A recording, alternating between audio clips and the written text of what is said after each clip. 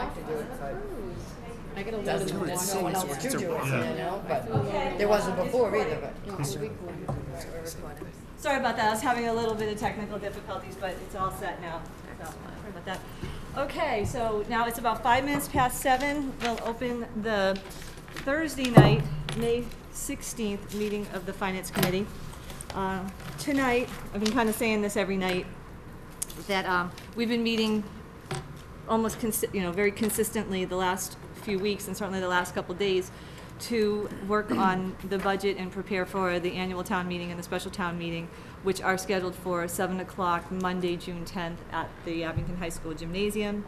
I would encourage everyone to go. You know, it's the big annual town meeting where we go over the budget and a number of other things like warrant articles and that type of thing. Setting the budget for next fiscal year 2014. So I would encourage, we have to have a quorum, which is 150 people, so I encourage people to go. So tonight, we have a number of things on our agenda, the least of which is budget stuff, because we spent the last 2 nights on that almost singularly.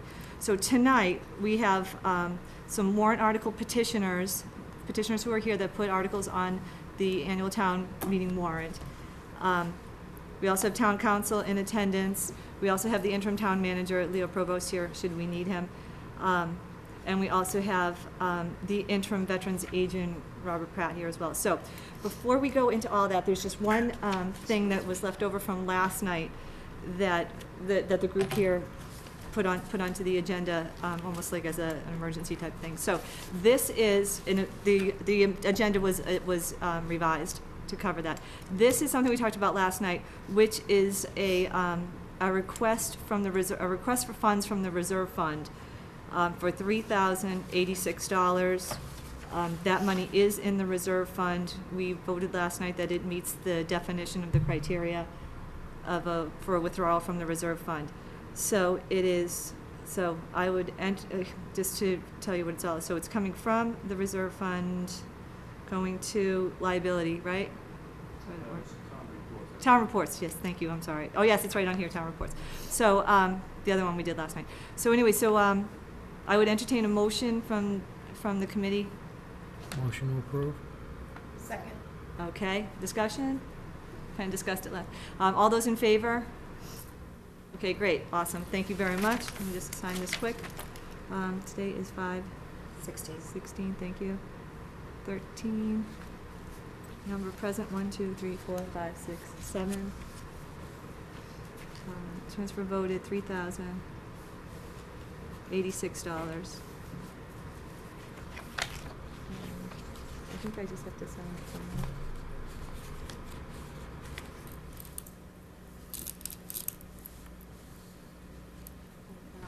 Town manager. Okay, there you go. I think that's all set. Okay, thank you guys. Just wanted to get that out of the way. So, on to the rest of the agenda tonight. First on the docket is one of the residents, the petitioner, Kristen Murch, if you want to come on up. Lauren Goldberg, do you want to come up to the town council? And Leo, you're also welcome to come up at any time. Hello. Welcome. Thank you for coming. Let me get the. Have you seen the draft of the warrant? I mean, it's your. Yeah, I haven't had been able to get a copy of it. If I could, that would be very I don't know helpful. if we have any around here. Do we have any extra copies of the annual town warrant? We have the special here. I bet you I might have an extra copy from last night. Hang on a second. I can tell you, Kristen, it hasn't changed, and you're welcome to read mine. Mine's got writing all over it. I have a copy of just the petition. Oh, okay. You okay? I can share mine with you. I would use it. Thank you. Sure. Thank you. Okay, so I don't know if the numbering is correct, because we went through some numbering of the warrant articles last night. So on the version that you have, Kristen, it may be 18. It may be Article 18. 17. 17, okay, so No, we've it's changed it to 17, okay. All right, so so that article reads, I just want to make sure everybody has a microphone. So that article reads as follows. to see if the town residents will vote to demand that cable subscriber franchise PEG grant fees derived from licensee contracts be directed into a trust or enterprise account regarding Bill H 1451, maintained by the town accountant, and that unused grant funds assumed to date by the Access Corporation be transferred back to the town by the close of business Tuesday, April 30th, 2013. An approximate amount of $500,000 is estimated to be on deposit in an undisclosed account, or take any other action relative thereto. So so Kristen, I'm gonna give it, you know everybody, you've been here, I think, okay. So anyway, I'm gonna pass it over to you, because it's your article. The only changes regarding Bill H 1451, that now has changed. The bill number is 1860. Still H? Is it still Bill H? House Bill, yes, H 1860.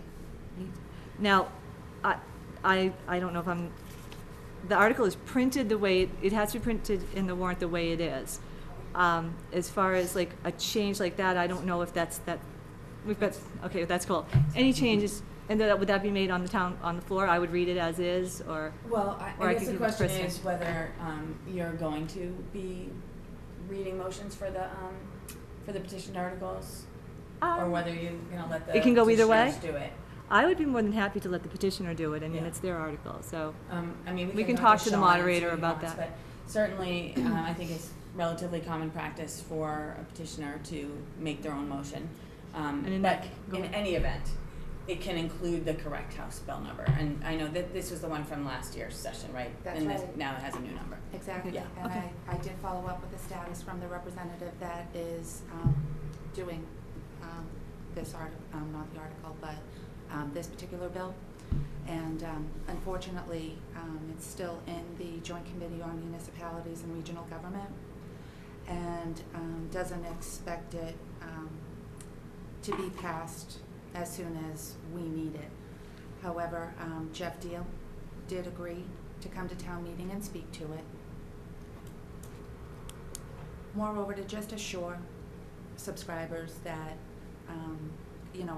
an enterprise fund is an exclusive fund within a town account that is exclusive to the cable subscribers and couldn't be utilized or appropriated to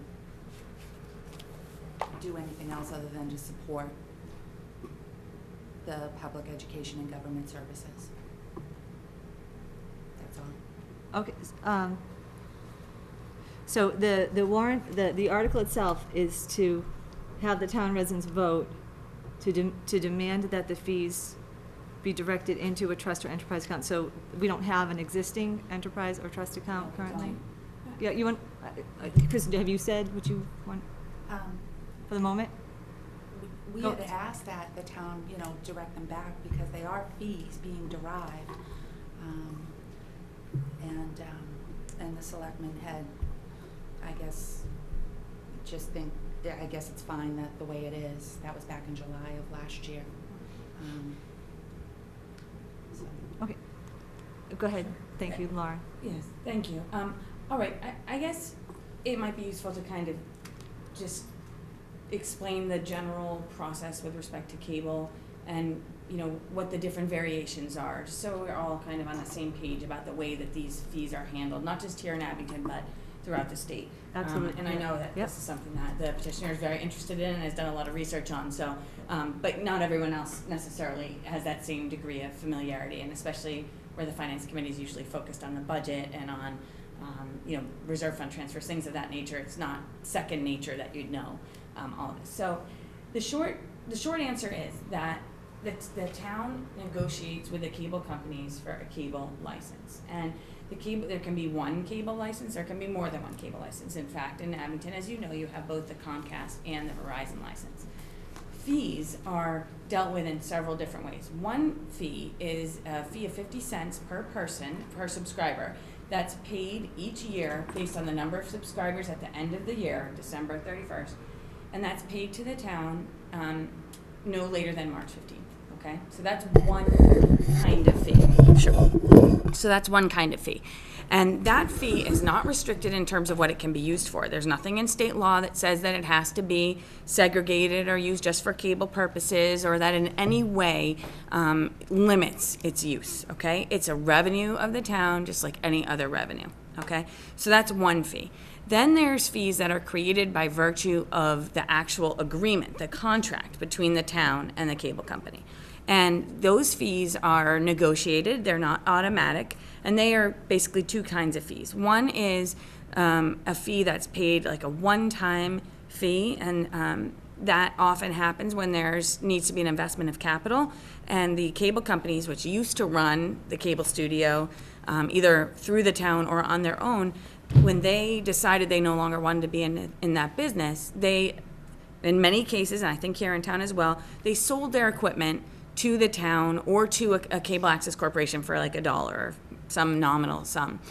But recognizing that equipment needs change over time and technology changes, it is often the case that cable access corporations or towns need additional funds to have those cable studios run the way that they want them to and be able to provide the public with the benefit that they're supposed to be providing. So that's one kind of fee. It'd be a one-time grant or maybe a two-time grant, like maybe once before the license takes effect or right when the license takes effect, and another maybe 5 years later. Okay, so those are essentially intended as capital infusions for capital purposes. And then there's also a fee that gets paid to run those cable programs or that public access studio. And as I said earlier, in the kind of history of these things, a lot of the cable companies provided that service, but now that responsibility has been transferred, and there's federal law on this, there's state law on this. So the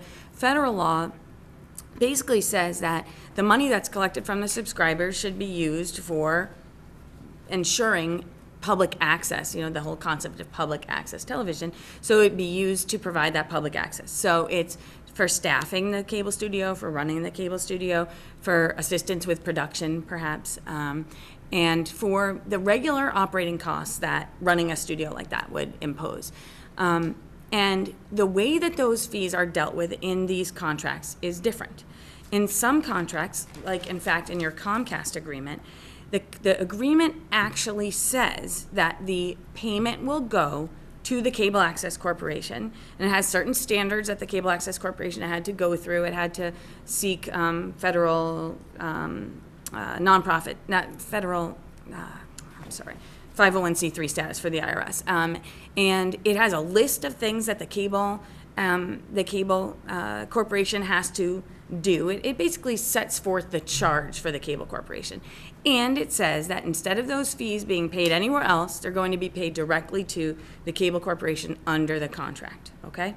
And the Board of Selectmen, in its executive power, its executive authority, had the right to make that decision, and they did make that decision, and so that's how that's handled, okay?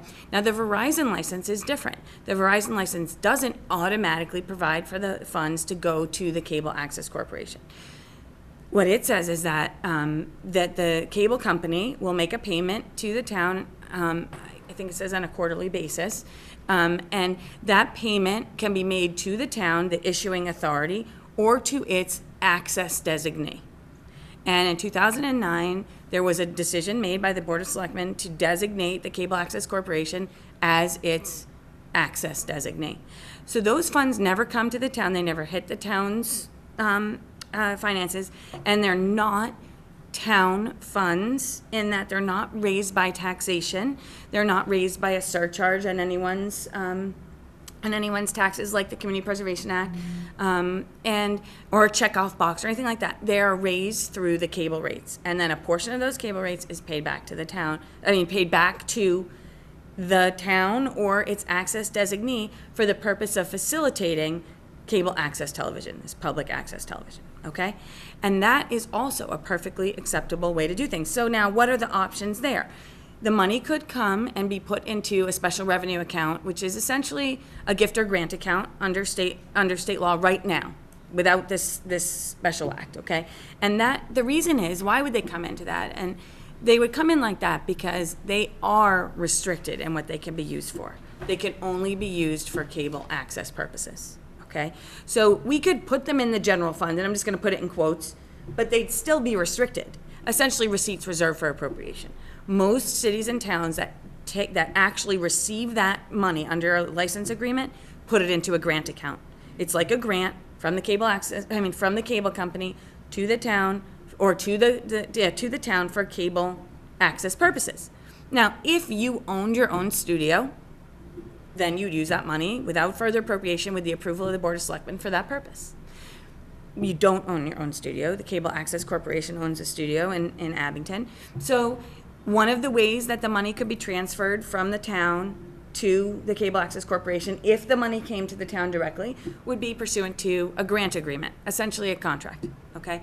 Cable Access Corporation, we're gonna give you this money that we have in our account under the following circumstances, okay? So that's option number one.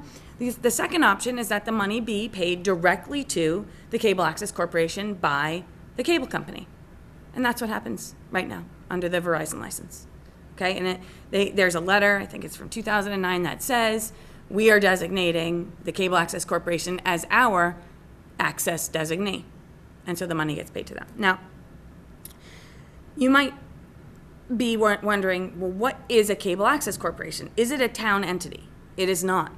It is a private nonprofit, okay?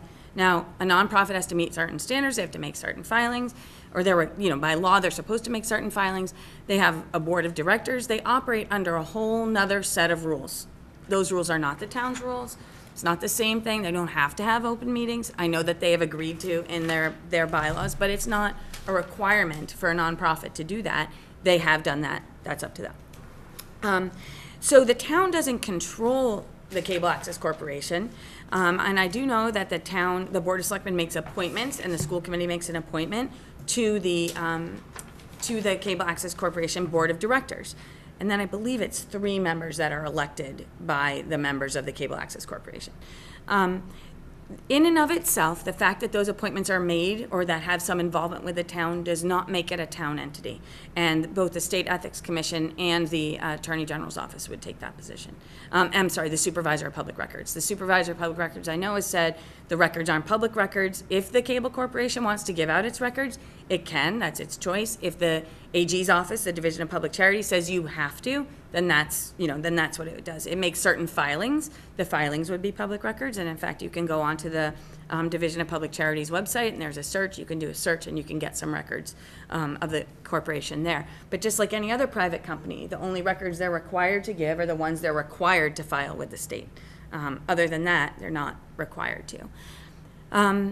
So in terms of whether there's any inherent conflict with the board or the school committee making an appointment, the answer is no. Throughout the state, there are many, many, many cable access corporations, and they came into being really as a result of this kind of notion that the cable companies weren't going to be doing production or operation of studios, and also towns' natural tendency to want to avoid becoming enmeshed in First Amendment issues. Cable access, anybody who wants to, what are the rules? Do you have to air political advertisements? Do you not have to? I know one of your agreements says you may not, but those are the types of things that towns and cities really aren't well equipped to deal with. They're not, operating cable studios as part of their general functions. And in fact, that's one of the tests that the State Ethics Commission looks at to determine whether something is a municipal or a state entity. They say, is the service or the activities that you're involved in an essential governmental function? And they say no, operation of a cable studio is not what the town does. And even though, or city does, even though there may be some involvement in appointments or removals, that doesn't transform it into a town entity or city entity as a result. The other thing I think that's important to remember in terms of whether this would be deemed a quote-unquote business organization for purposes of the conflict of interest law, which would then kind of affect whether people in the town could serve in both capacities without there being an issue, is that a business organization is deemed under the state ethics law to be so if it's engaged in commerce, basically. If its day-to-day function involves selling services or selling or engaging in the type of conduct that we think of as business. I really don't think a cable corporation would be characterized that way. So in kind of this big picture of issues, I think there's a few things to think of when we're looking at this article. So the first is, and I think I've already given an opinion to this effect, that I believe that if this were voted in the form it is in now, let's say town meeting unanimously approved it, it would essentially be a sense of the meeting, because the decision about how to handle cable fees is a decision for the executive, the Board of Selectmen, okay? The Board of Selectmen is the issuing authority for purposes of the license. The Board of Selectmen gets to make that decision. Now, boards of selectmen don't operate in a vacuum. We all know that. So it would be a message or, a sense of the meeting to the board about how the town may want to see that dealt with. In terms of, are we able to direct those cable fees that are reserved for those particular purposes into a special fund? I think even without the special legislation, the answer is yes. For the particular ones that we're talking about with a restriction, a use restriction. The unrestricted funds, no. That comes into the general fund. Now, there are ways to deal with that, and I think, you all know that there are times when, let's say you get sped reimbursement or some kind of reimbursement up to a certain amount, and that money's not available for appropriation until the next fiscal year. It has to close out to free cash. But you might take an appropriation from the current year's free cash to say, we're going to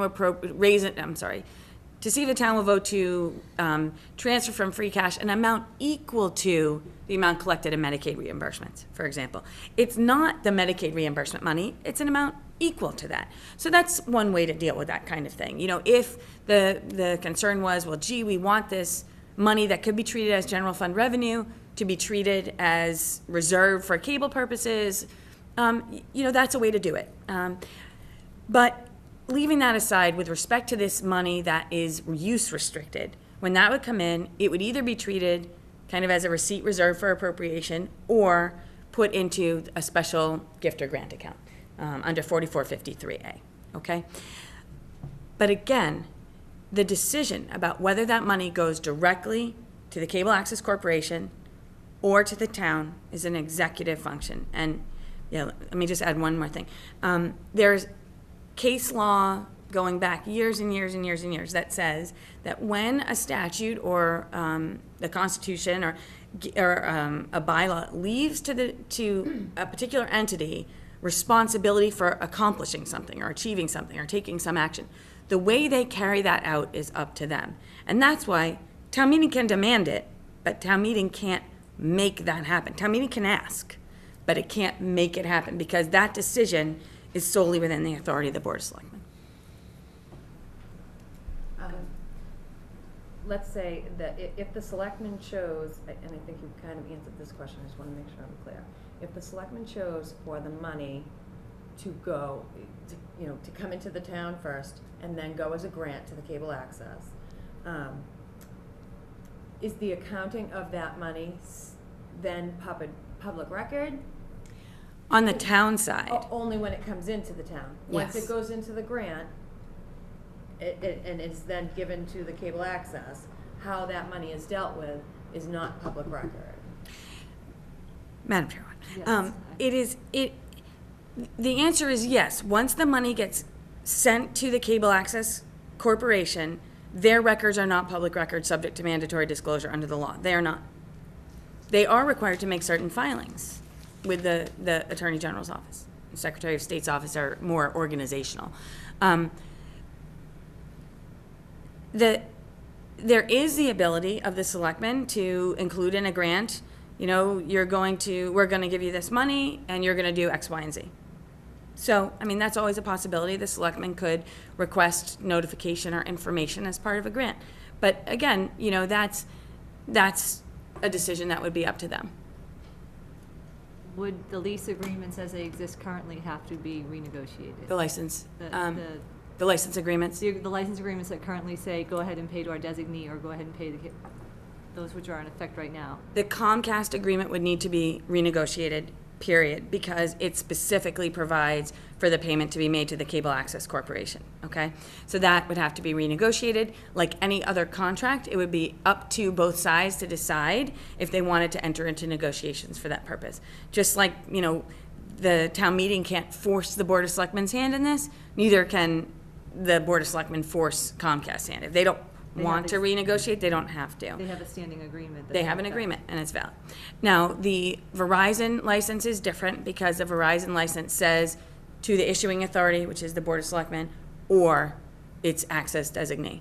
So, in my opinion, the board could change the access designee language if it chose to. What would be the negative effect of, if any, of the selectmen choosing to renegotiate the license agreement and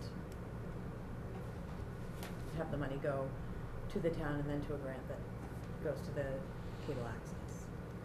I'm sure. I mean, essentially, it's hard to speculate about that. It's, you know, the Why would cable we not corporations want are to? big This is- entities, you know, they might not want to be involved in it, they might want to wait until the renegotiation, till the license expires, I don't know. I guess, no, I mean, what's the drawback for us? What's the negative? So if I think, if I could, I think if the Board of Selectmen decided that they wanted to renegotiate, they would have to ask Comcast to, where there is a binding agreement right now, whether Comcast would be willing to go back into negotiations. They may say yes, they may say no. If they say yes, like Lauren said, you can't speculate. They can say, yeah, we will, but we're gonna do this, and it's a negotiation, it's a back and forth.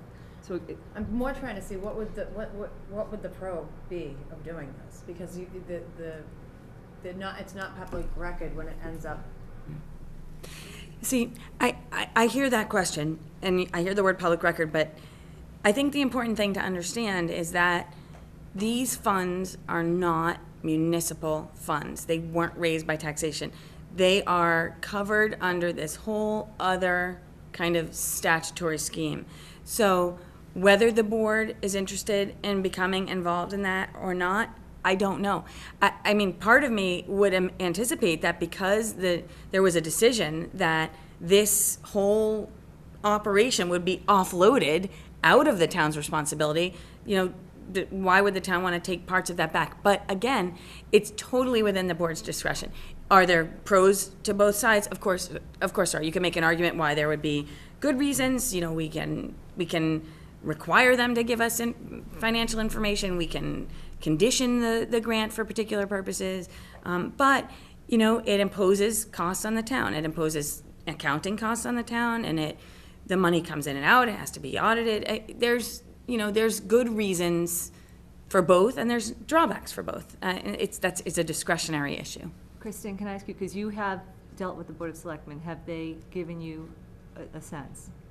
Based on everything that we said, have they entertained the idea of renegotiation or anything like that? At the time that this question came up, and it was literally just a duplicate billing line item on my Verizon bill. It was a simple question to the town manager. But I understand that, but they've seen this. They've seen this article. Okay. Have you spoken with them about this article, and have they given you a sense that they would or would not be, entertain the renegotiation of the licensing They have agreement? not spoken to me directly Okay. regarding this article, or given their opinion concerning this article. Okay. Can I? Yeah. In my research, though, Lauren, if I may, Madam Chair, of the Comcast license, the one thing I don't understand, you made the point that it states specifically in the Comcast license that those payments can be directly made to the Access Corporation. During the research and the accounting of the quarterly payments, the past 3 years, those payments were coming into the town via the form of a check with a reporting of the fees. So I guess what I don't understand about the license, and this also threw me off, are the quarterly payment dates. Comcast is off on the dates, as well as where those payments are being directed. I guess I'm just really confused with the statement of Comcast is licensed to be able to make those payments directly. I read it reverse, that the payments are to go to the town, Let me just double and they check. have been. Well- They weren't going in the payment cycle that they had referenced. Verizon is the access designee or the issuing authority, and Comcast is the other. Comcast says, Pay directly to it it. specifically says the access corporation shall receive from the licensee, which is Comcast, pay quarterly payments for its operational and other expenses. So, I guess I just don't understand why they've been coming into the town. I don't either, but, excuse me. You go ahead. I don't actually know why they're being mailed here, but the check, I believe, is payable to the Access Corporation, and it's just placed in your mailbox. So you could almost say we're a post office for that. I think so. Can I just jump in for 1 second, if you wouldn't mind? I think the principal offices for the Cable Access Corporation were this address until lately, and that could be part of the reason. But I guess, kind of as a result of, some of the accounting, we found quite a number of quarterly checks had to be stopped and replaced because they'd never been deposited. Which So- could be that they got here, got in the mailbox, never got picked up, Yep. and got that's lost, never even got here. I mean, Administratively, yeah. yes, You know, there's we probably both work in 500 companies, reasons yeah. I can absolutely Okay. understand. But it is a lot of money to be floating around, and it also is, how many checks in what period of time? that was part of an open records request. Okay. We did ask that question.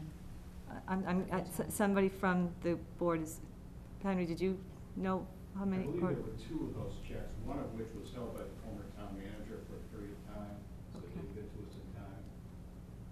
It's been squared away now? Potentially, But- yes, we had to have it reissued, it was reissued. and received. Yeah, regardless of, I just wanna make sure people know that it's been Just so you're aware, addressed. Mr. Provost is exactly correct, that the address of record was here at the town manager's office. And we couldn't change that, that would have to be changed by the board of selectmen, they would have to designate a different address, and, we did not ask for that to be done. The check, the cover letter and the check is addressed to Abington. There is a copy and a records copy for the selectmen in the same package that arrives. And it has arrived consistently every 3 months since 2009. And if I may just add, one of the things that council has advised you about the Verizon contract being different than the Comcast contract, that had to do with timing, because at the time that was written, there was no access corporation. So the only place monies could be sent were to the town. The intent was fully, as soon as Comcast renegotiated their contract and an access corporation was formed, and I was involved in those negotiations, so I know that was part of the plan right from day one. To then have that, that's why it was written with that either or language, so that it could be. At such once time. there was a corporation, and Mr. Provost may recall that initial payments we got from Verizon occurred, including a capital payment, prior to the Access Corporation, prior to Comcast.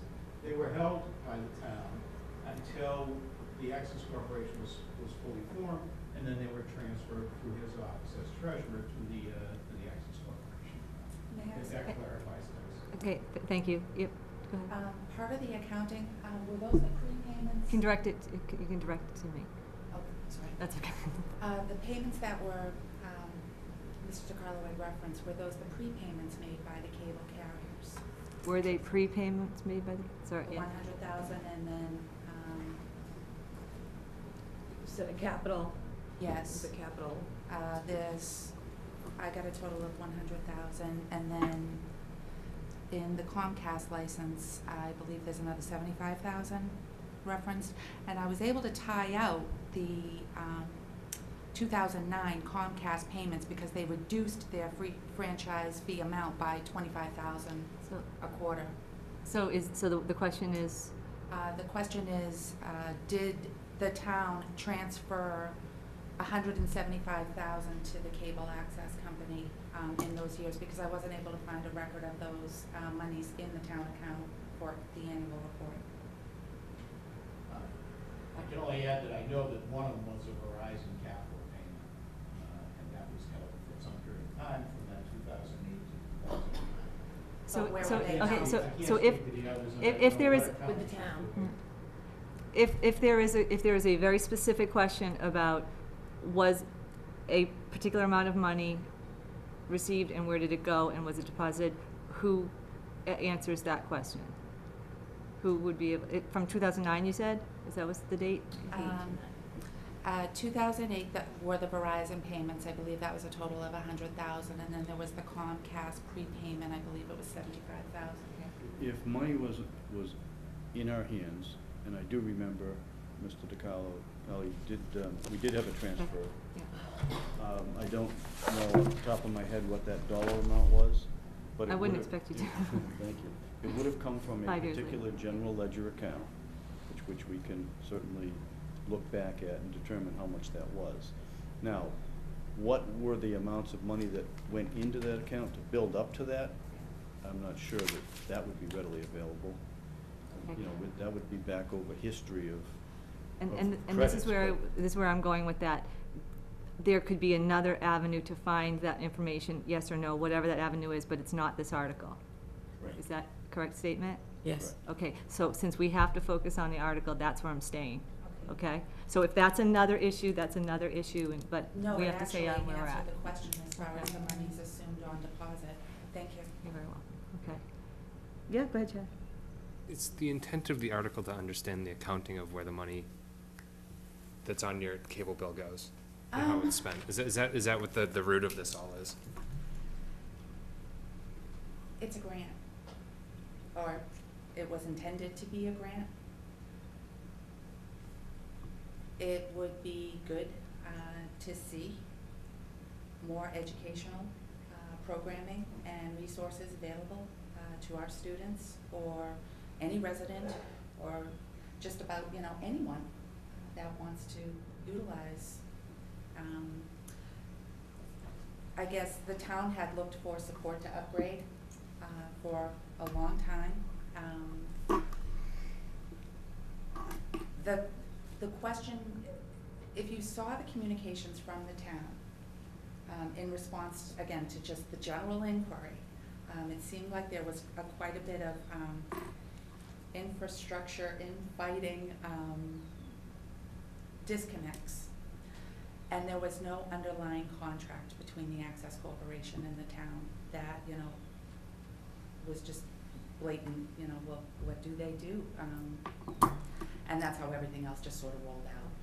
The goal is to see that these monies derived be placed in a town account, an enterprise or trust account, so that they are accounted for and in a bank account earning interest, and that the Access Corporation submits, you know, receipts for what they need. Their employees, they basically provide to the selectmen, this is what we're using, this is what we need to support. They get the approval and the funds are released. That would be, It's if- very It's a simple. private. that's in breach of the agreement that, and the legislation that forms is.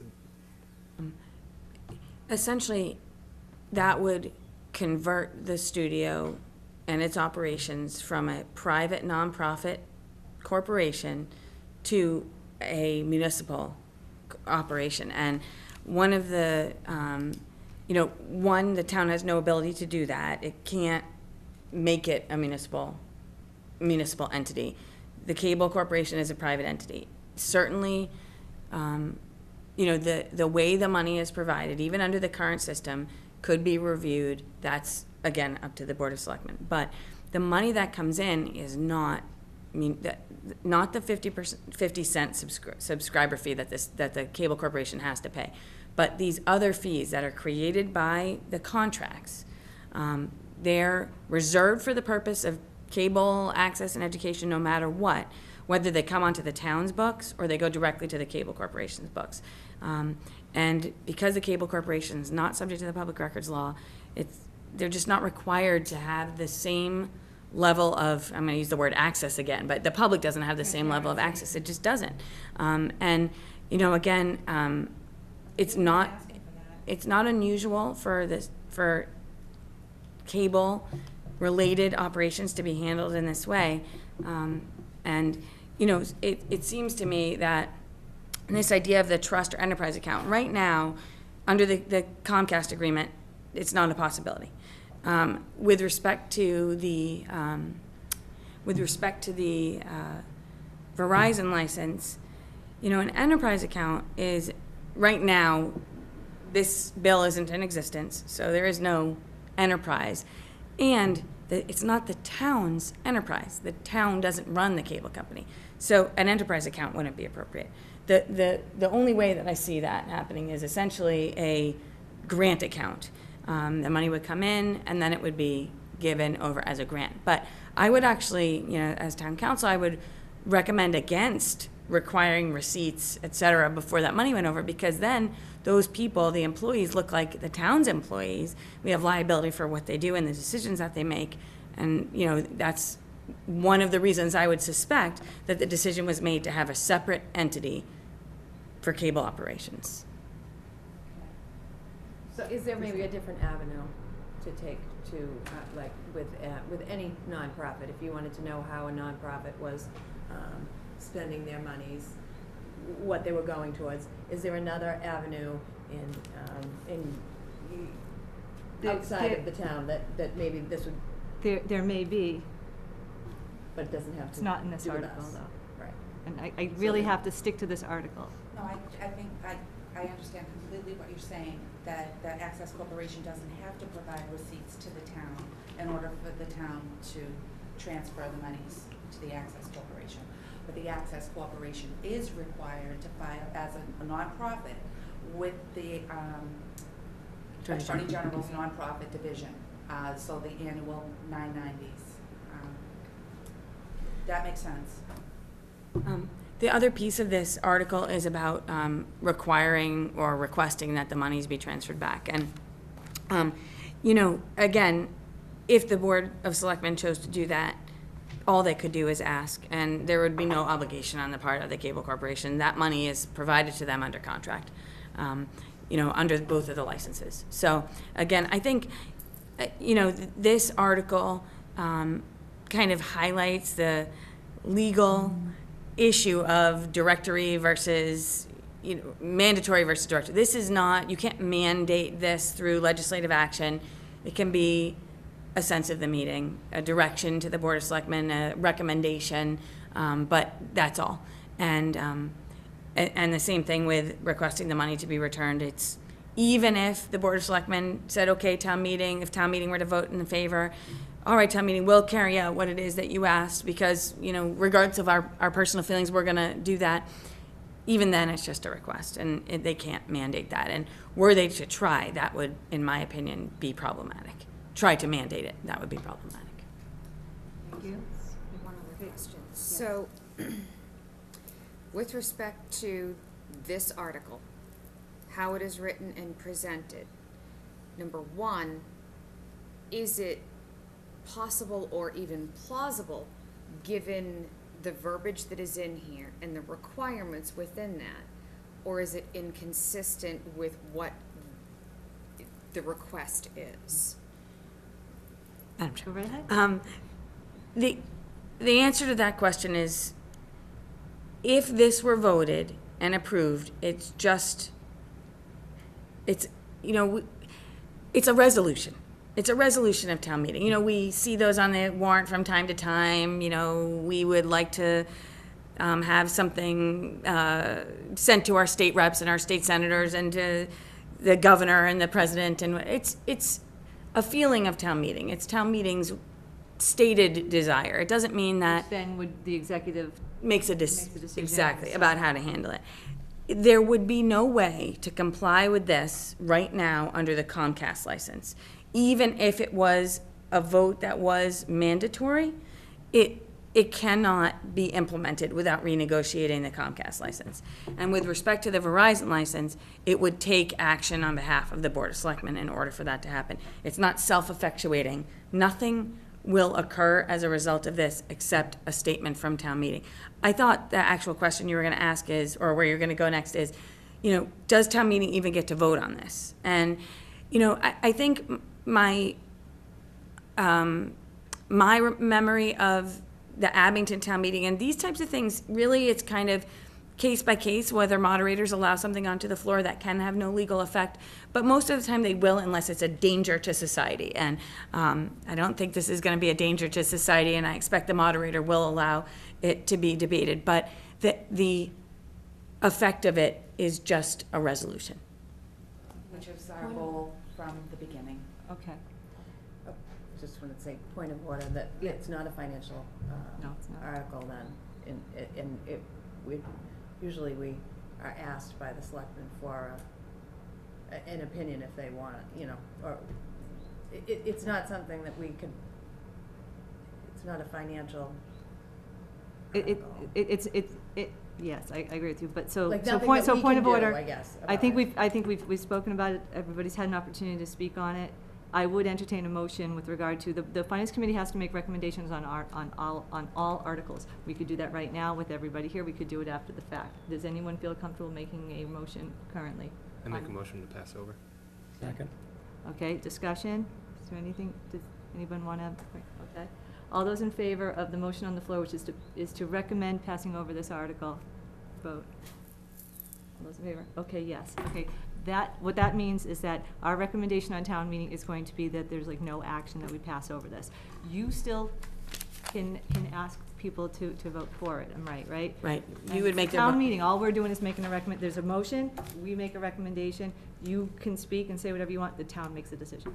Yeah, your motion is what's on the floor, the motion to pass over, and then it could be amended. But I think the moderator is very good about discussing how to work that out. So certainly, we can talk to him about how he would recommend that you move for positive action if when the recommendation for no action is made. And at this point, I want to thank you, Kristen.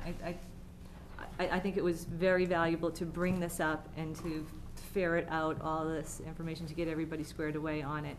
I want to thank you, Lauren, for the research and for providing valuable content to this discussion, and Leo, you as well, and Mr. DiCarlo as well.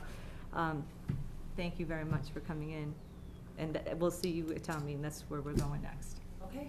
All right? Thank you very much. Thank you. Kristen. Thank you. Lauren. You also- or do you want me to stay? I need to stay for That's another fine. little bit. Yeah. Okay, thank you very much. There's two other things on the agenda, because there's three or four other articles, I think. So, Mr. Dombrowski, would you like to come up? Thank you. All right. Hi there. Good evening. Good evening. Mr. Dombrowski is here with regard to 4 articles, I believe, which are on the annual town meeting warrant. And so we wanted to, as we would normally do, customarily do, we wanted to bring in the petitioner. And we read these over last night. Can I call you Jim? Yep. Okay. Please. So we read them over last night. Yeah. What's that? But we decided, we knew you were coming in tonight, so we wanted to give you an opportunity to speak to us. Do you have? Pick one, because none of them represent the funding that the town has to spend. That's the good part. They're not financial monetary They're not articles. financial. There's a Yes. few of them that in the future could possibly bring in funds to the town. Okay. So that's something that the town needs to weigh, whatever way they decide. So which one do you want to start with Well, first? let's start on the first one that shows up in the warrant. Again, it's either Article, I think it's Article 18, what it comes out to. So it reads as follows: to see if the town of Abington will vote on the following resolution declaring the month of May as American Wetlands Month. Be it resolved that we, the inhabitants of the town of Abington, do hereby declare the month of May as American Wetlands Month. It goes on further. Further, be it resolved that the town of Abington be placed on record as being in support of American Wetlands Month and encourages its officials and residents to recognize the values of wetlands by promoting educational activity to promote and appreciate the beauty and value of wetlands. Further, be it resolved that the town of Abington goes on record in supporting programs that encourage residents and visitors to promote wetlands protection and education within the town of Abington or take any other action relative thereto. Basically, the intent behind this is to increase public awareness of the values of wetlands. People call them wastelands and things of that nature. They actually have values. Public and private water supplies and things of this nature are all of a value to the town of Abington. And I have a few things. This is an organization out of Washington, D.C. that's essentially initiating some of this. Thanks. Pass them along. Okay. I got that from the Army Corps of Engineers, they're passing them out. Okay. What it does is it allows federal, state, and private organizations and groups to come into the town free of charge to promote various programs on education of wetlands and their values. Last year, we ran a program. I had Marla Isaac from the New England Reptile and Bird of Prey at Griffin's Dairy. Kids loved it. It was a free program. Marla puts on an excellent program. She comes into the schools and actually does it in the schools. If you go to any sportsman shows, you'll actually see her at many of them. New England Sportsman Show or Stanish, she puts them out. She's out of time. So essentially, the intent behind this is it's the month of May, which is essentially springtime. That's when everything starts to bloom, when everything is in full bloom. Everyone's seen the geese and the swans sitting on the eggs down Allen Grove. This is the time. This is the season. It's to promote education of wetlands. Okay, can I ask a question? Is there, one, the cost of this promotion is? Zero to the town. Zero to the town? Zero to the Okay. town. Next question I particularly have is, can the town of Abington declare the month of May as American Wetlands Month? Or does it have to be Abington Wetlands Month? I don't know. I'm gonna ask, Jim, is that, your intent is to have the town of Abington declare the month of May as American Wetlands Month? Can we do that? Or is, I believe we can. or, go ahead. In my opinion, this is another kind of resolution sense of the meeting, and in fact, it's written as a resolution. I think the town of Abington can declare it to be American Wetlands Month in Abington, but it certainly can't declare American Wetlands Month for the rest of America. No, and the intent was for Abington. Yeah. Yeah, well, that's what I thought. Specifically. I would think that, okay. And I mean, that We could can't be, do it for the rest of the No, I state. didn't- It would have to be done town by town or city by city, but this is the town of Abington, for the town of Abington itself. even so, I think, it's somewhat unusual for the town to declare months of anything, or even, something day. It's really, it's aspirational or resolution or sense of the meeting. And who would have to do that? Would it be another kind of thing where it would be a sense of the meeting, and then the Board of Selectmen would have to ceremonially do that or something? Or is it just, we made a resolution at town meeting and that's what we do? Yeah, I know, I'm like making faces. I don't know. I don't think honestly don't know. I don't think there's an answer to that. Okay. I think it's something that if the Board of Selectmen chose to promote it, it could promote it. If the board didn't choose to, it wouldn't. I think, if the Conservation Commission chose to promote it, it could. Okay. I don't think there's any rule about it. Do you find, so there's no downside to it? I don't know. Okay. I haven't seen this on any other warrant, so I haven't really looked at the issue of whether there could be a risk. I don't really, It's a I resolution. can't really see what the risks would be. I mean, we have, on other occasions, you have Arbor Day Yeah. and things of this nature. Sage has programs and, environmental cleanup days and things So of this nature. along the lines of Abington Cleanup Day? It's the same thing. It's Compare it to the that. same Yep. process in it. Rather than having hazardous waste. Yeah. one specific day, you actually have Fishing the whole Derby month. Day, it could be, That's right. Like a proclamation Yeah. type of. good, okay. Any further information or questions people need to ask, or? I have just a rather odd question. So with regard to the phrasing of the town of Abington goes on record in supporting programs that encourage residents and visitors to promote wetlands protection, et cetera. Goes on record in supporting is what I'm kind of looking at there. Let's say we did this, and 10 years from now, we do not do something to that effect. Would there be any negative impact or anything that could be as a result of that? In my opinion, this is just a resolution. It has no legal effect. I don't think it would have any impact. I mean, you're doing things already. There's a variety of things out there. Even the water department puts on their annual water quality analysis could actually fit into the same process. So there's a lot of things the town and various departments and committees are already doing that would fall in line with the same process. So there isn't any, I don't think there would be any legal binding.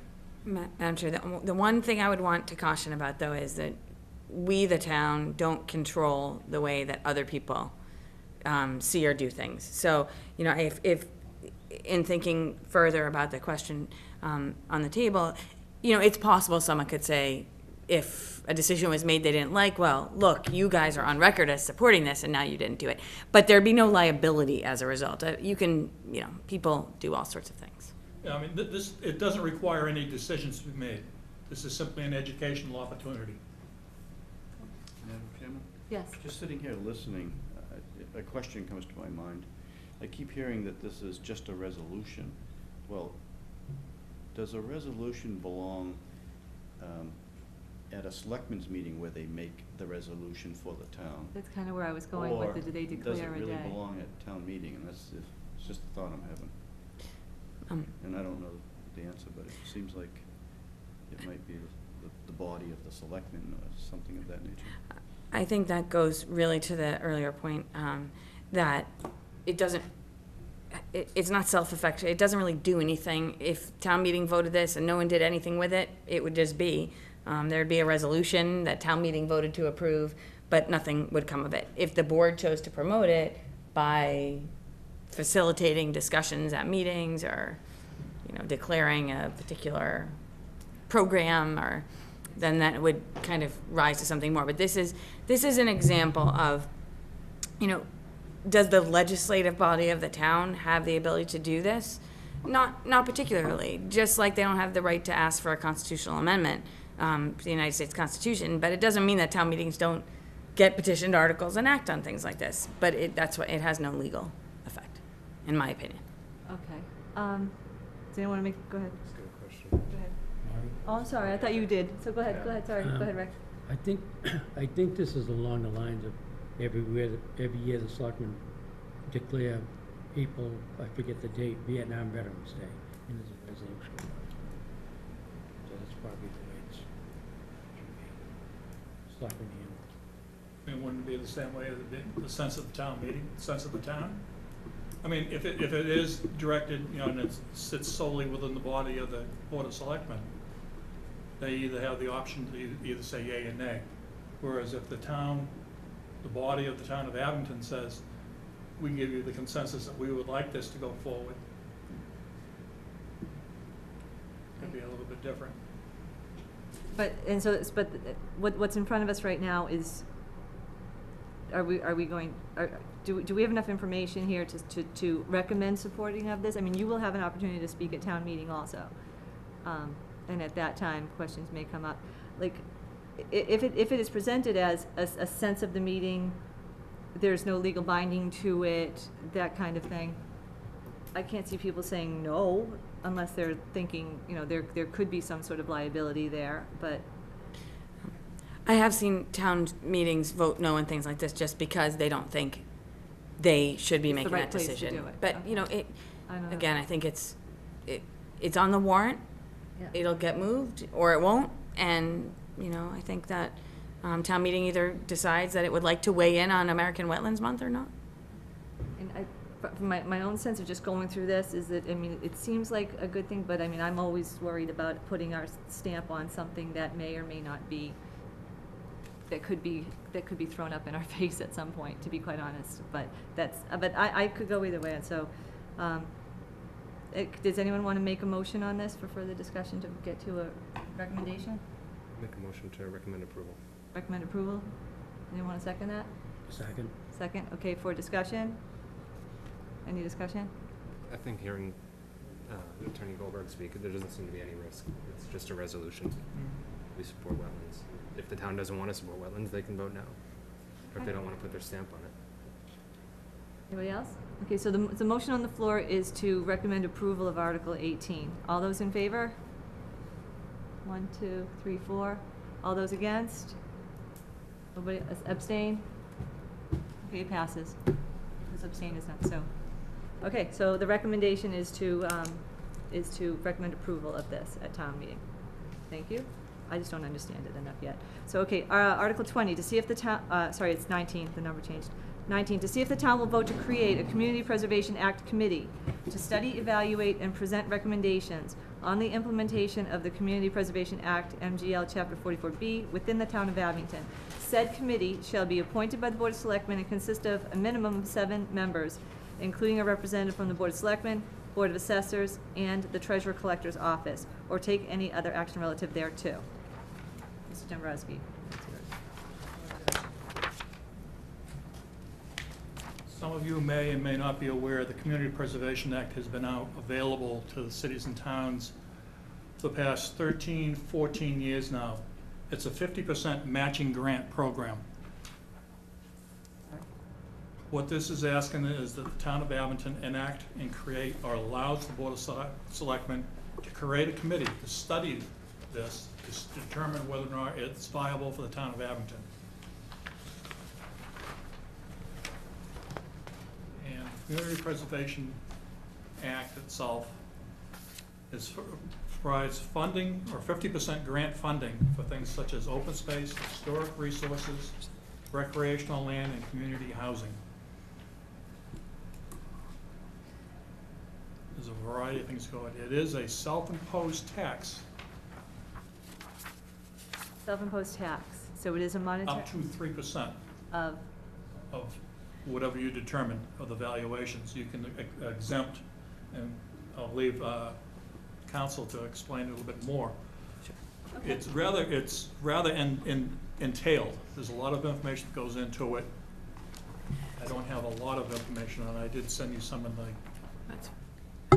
I the can, basics. I can just give you a quick outline if you want. Okay. But what's being proposed here is not acceptance of the Community Preservation Act.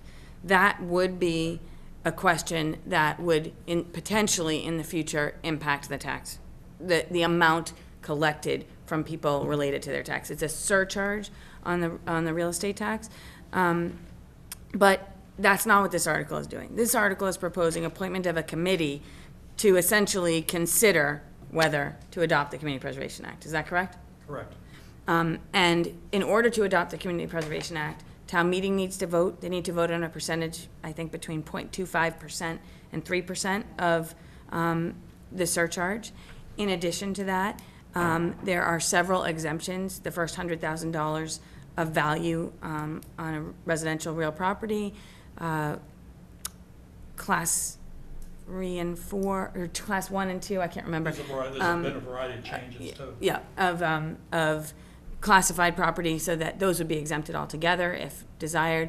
There's something else, and I can't remember what they are. There's a few others. There's also a different way to fund it now. You can fund it not only from this surcharge on the real estate tax rate, but you can also use a certain amount of hotel tax or meals tax if you wanted to.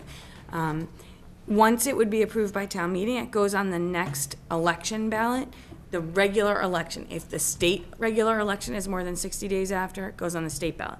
If the local election is more than 35 days after, it goes on the town ballot. And then only if it was approved by the voters at that meeting, at that election, would it take effect. And there's a summary that goes on the ballot with it. Town meeting can also vote on the implementation date. Once it's in effect, then the town has an additional, essentially, revenue source for community preservation purposes. There's 3 purposes of the act: historical resources, open space, and community housing.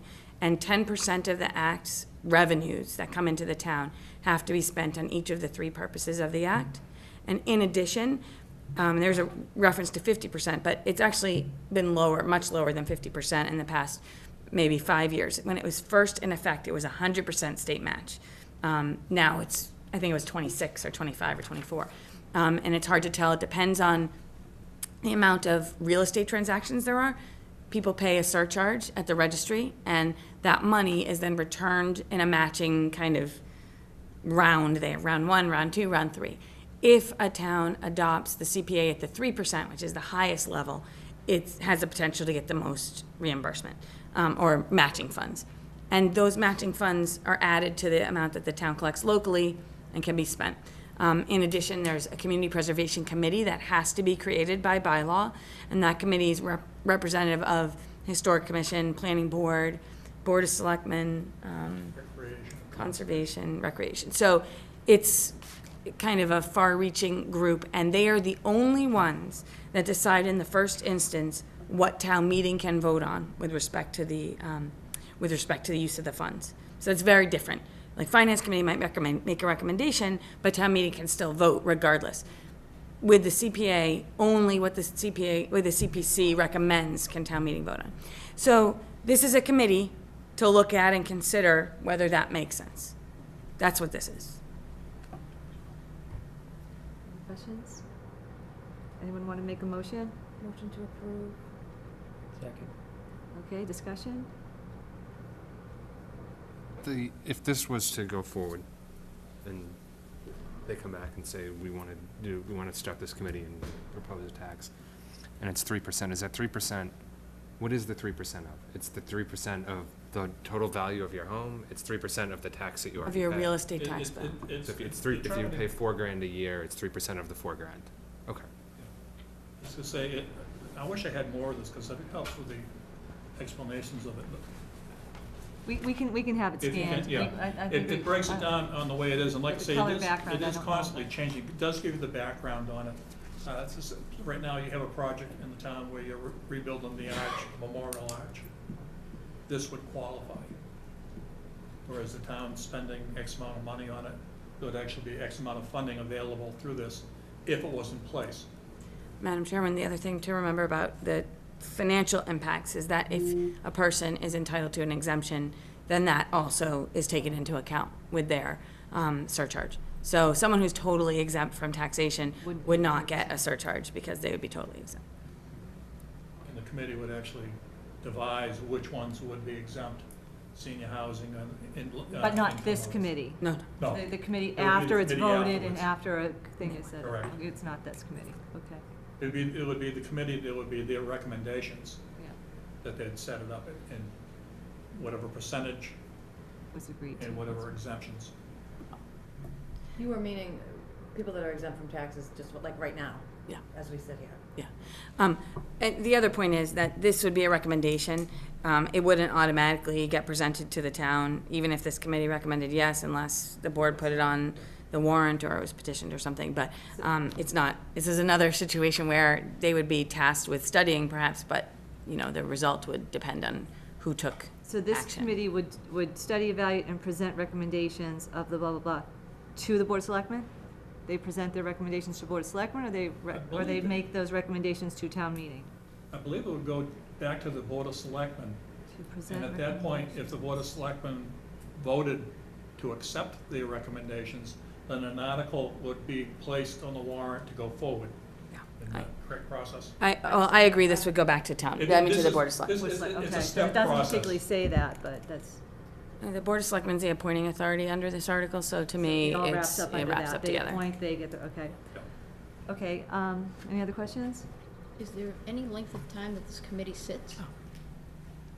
Like, if say the Study town, committee? yeah, say this town decided that, yeah, they want a study committee. We've got committees in town, it's forming a committee, I mean, they could sit maybe as long as it, but is there any kind of that they have to make a decision in like a year to bring it in, or 6 I months? don't think or- there's any time limit restriction. I think that you can take up to 2 years. I don't know how long you would want to spend hashing it over. I mean, no, within the first year, you can come up with the basics. If the Board of Selectmen is gonna do can they put restrictions around there, like, you know, Certainly. you gotta, Yeah. every year, 3 people have to come off and get whatever. Yeah, And it's but not, I they don't mean- get voted on, it's appointed, so the Board of Selectmen can make restrictions or, again, around Right. that. Madam Chair, I think the board could give the committee a charge. It could decide how, Same way we have. yes. like, But it wouldn't be on the bylaw. Yeah. Yes, Chad? Jim or Leo, do we know what the range would be on what the additional tax would be for the residents of the town? At 25% or 3? Come on, you don't have that memorized? Well, let's see, the value of all properties, trillion. Jim, you don't have But that? that, I mean, that's far, Not without that's having the a next base figure, step. because there's certain Uh, figures you would need to plug into it. But excuse me, I just want to say, I know you're trying to get all the information about, but that's sort of beyond the scope of this article, and I want to stick to the scope of this article, okay? So, there's a motion on the floor to recommend approval of this at town meeting. All those in favor of recommending approval of this? 1. All those against, or, I know it's not against, what's the right word? Opposed. I can never remember that. All those opposed? Nope, all those abstain? It actually passes, because, well, I don't know. We got Usually you say one. one does One not. doesn't, okay. I do want to point out that the Board of Selectmen could do this if Without- they want to. They don't need an article. So it certainly, there's other opportunities to pursue this. and the town could decide, you could make a compelling argument and they could vote for it. This is just our recommendation. We don't make policy, we make recommendations. So would you consider that 1 to My- 1 to 0 to 0? Right, my recollection is that a vote of 1 is not a vote. But I will double check that and I will get back to you. Okay, we There's a don't have to case do that this addresses tonight. it, Okay, and all right. I'll tell you what it 1, says. 0, 0. I believe Sean Riley actually went over that, it has to be a majority vote, so. A majority of those present and voting. Yeah, But the we- voting is, Has to be the abstentions don't count. I think a vote of 1 is not a vote to approve anything. It's not a vote to take any action. But I will confirm and I will Okay. send you an email. And we are meeting again next week, at least on Wednesday, because so right now, we'll hear what you have, and if we decide to retake it up. But again, you can make a compelling the argument your way, basics. either way. Okay, moving on to Article 20, which is resolution of disputes. We read this last night, I don't know that we have to read it again, but, Jim, why don't you, it has to do with a person seeking complaint about an operation of a farm may file a grievance with the select board, zoning, board of health, It's the right to farm bylaw. Madam Chair. right? Yes, go ahead. Yeah, I mean, if a motion is to be made at town meeting on this, it has to reference the bylaw it's amending, because it doesn't say that at all, and so people wouldn't know. I didn't know. And I guess the question that we'll need to ask the moderator is whether he thinks that there can be action on it as an amendment to that bylaw where it doesn't specify. There isn't one existing now. What essentially does, it takes existing laws and puts them together as a right to farm bylaw itself, which the towns recognize. It looks like it's a cut and paste from another bylaw then, because it says section 5, resolution of disputes, and section 6, severability. Which is why I haven't seen this before, but I had thought that It it was an amendment to the existing farm bylaw. Do you not have an existing farm bylaw? No, town of Abington does not. Oh. So if we don't have one, The question will be whether the moderator believes that this is sufficient to put the voters on notice that a bylaw might be adopted. Otherwise, this would be a resolution like anything else. so this isn't asking for a bylaw to be added, because that would go to the bylaw review committee, would it not, or? It doesn't say it's not asking for a it's not bylaw to be specifically added, asking for that, okay. but without it, it's not binding in terms of requiring or, But in your, being effective. but in your intent of this, was it to set up To a set- right to farm Correct. bylaw? Yes. Okay. Okay.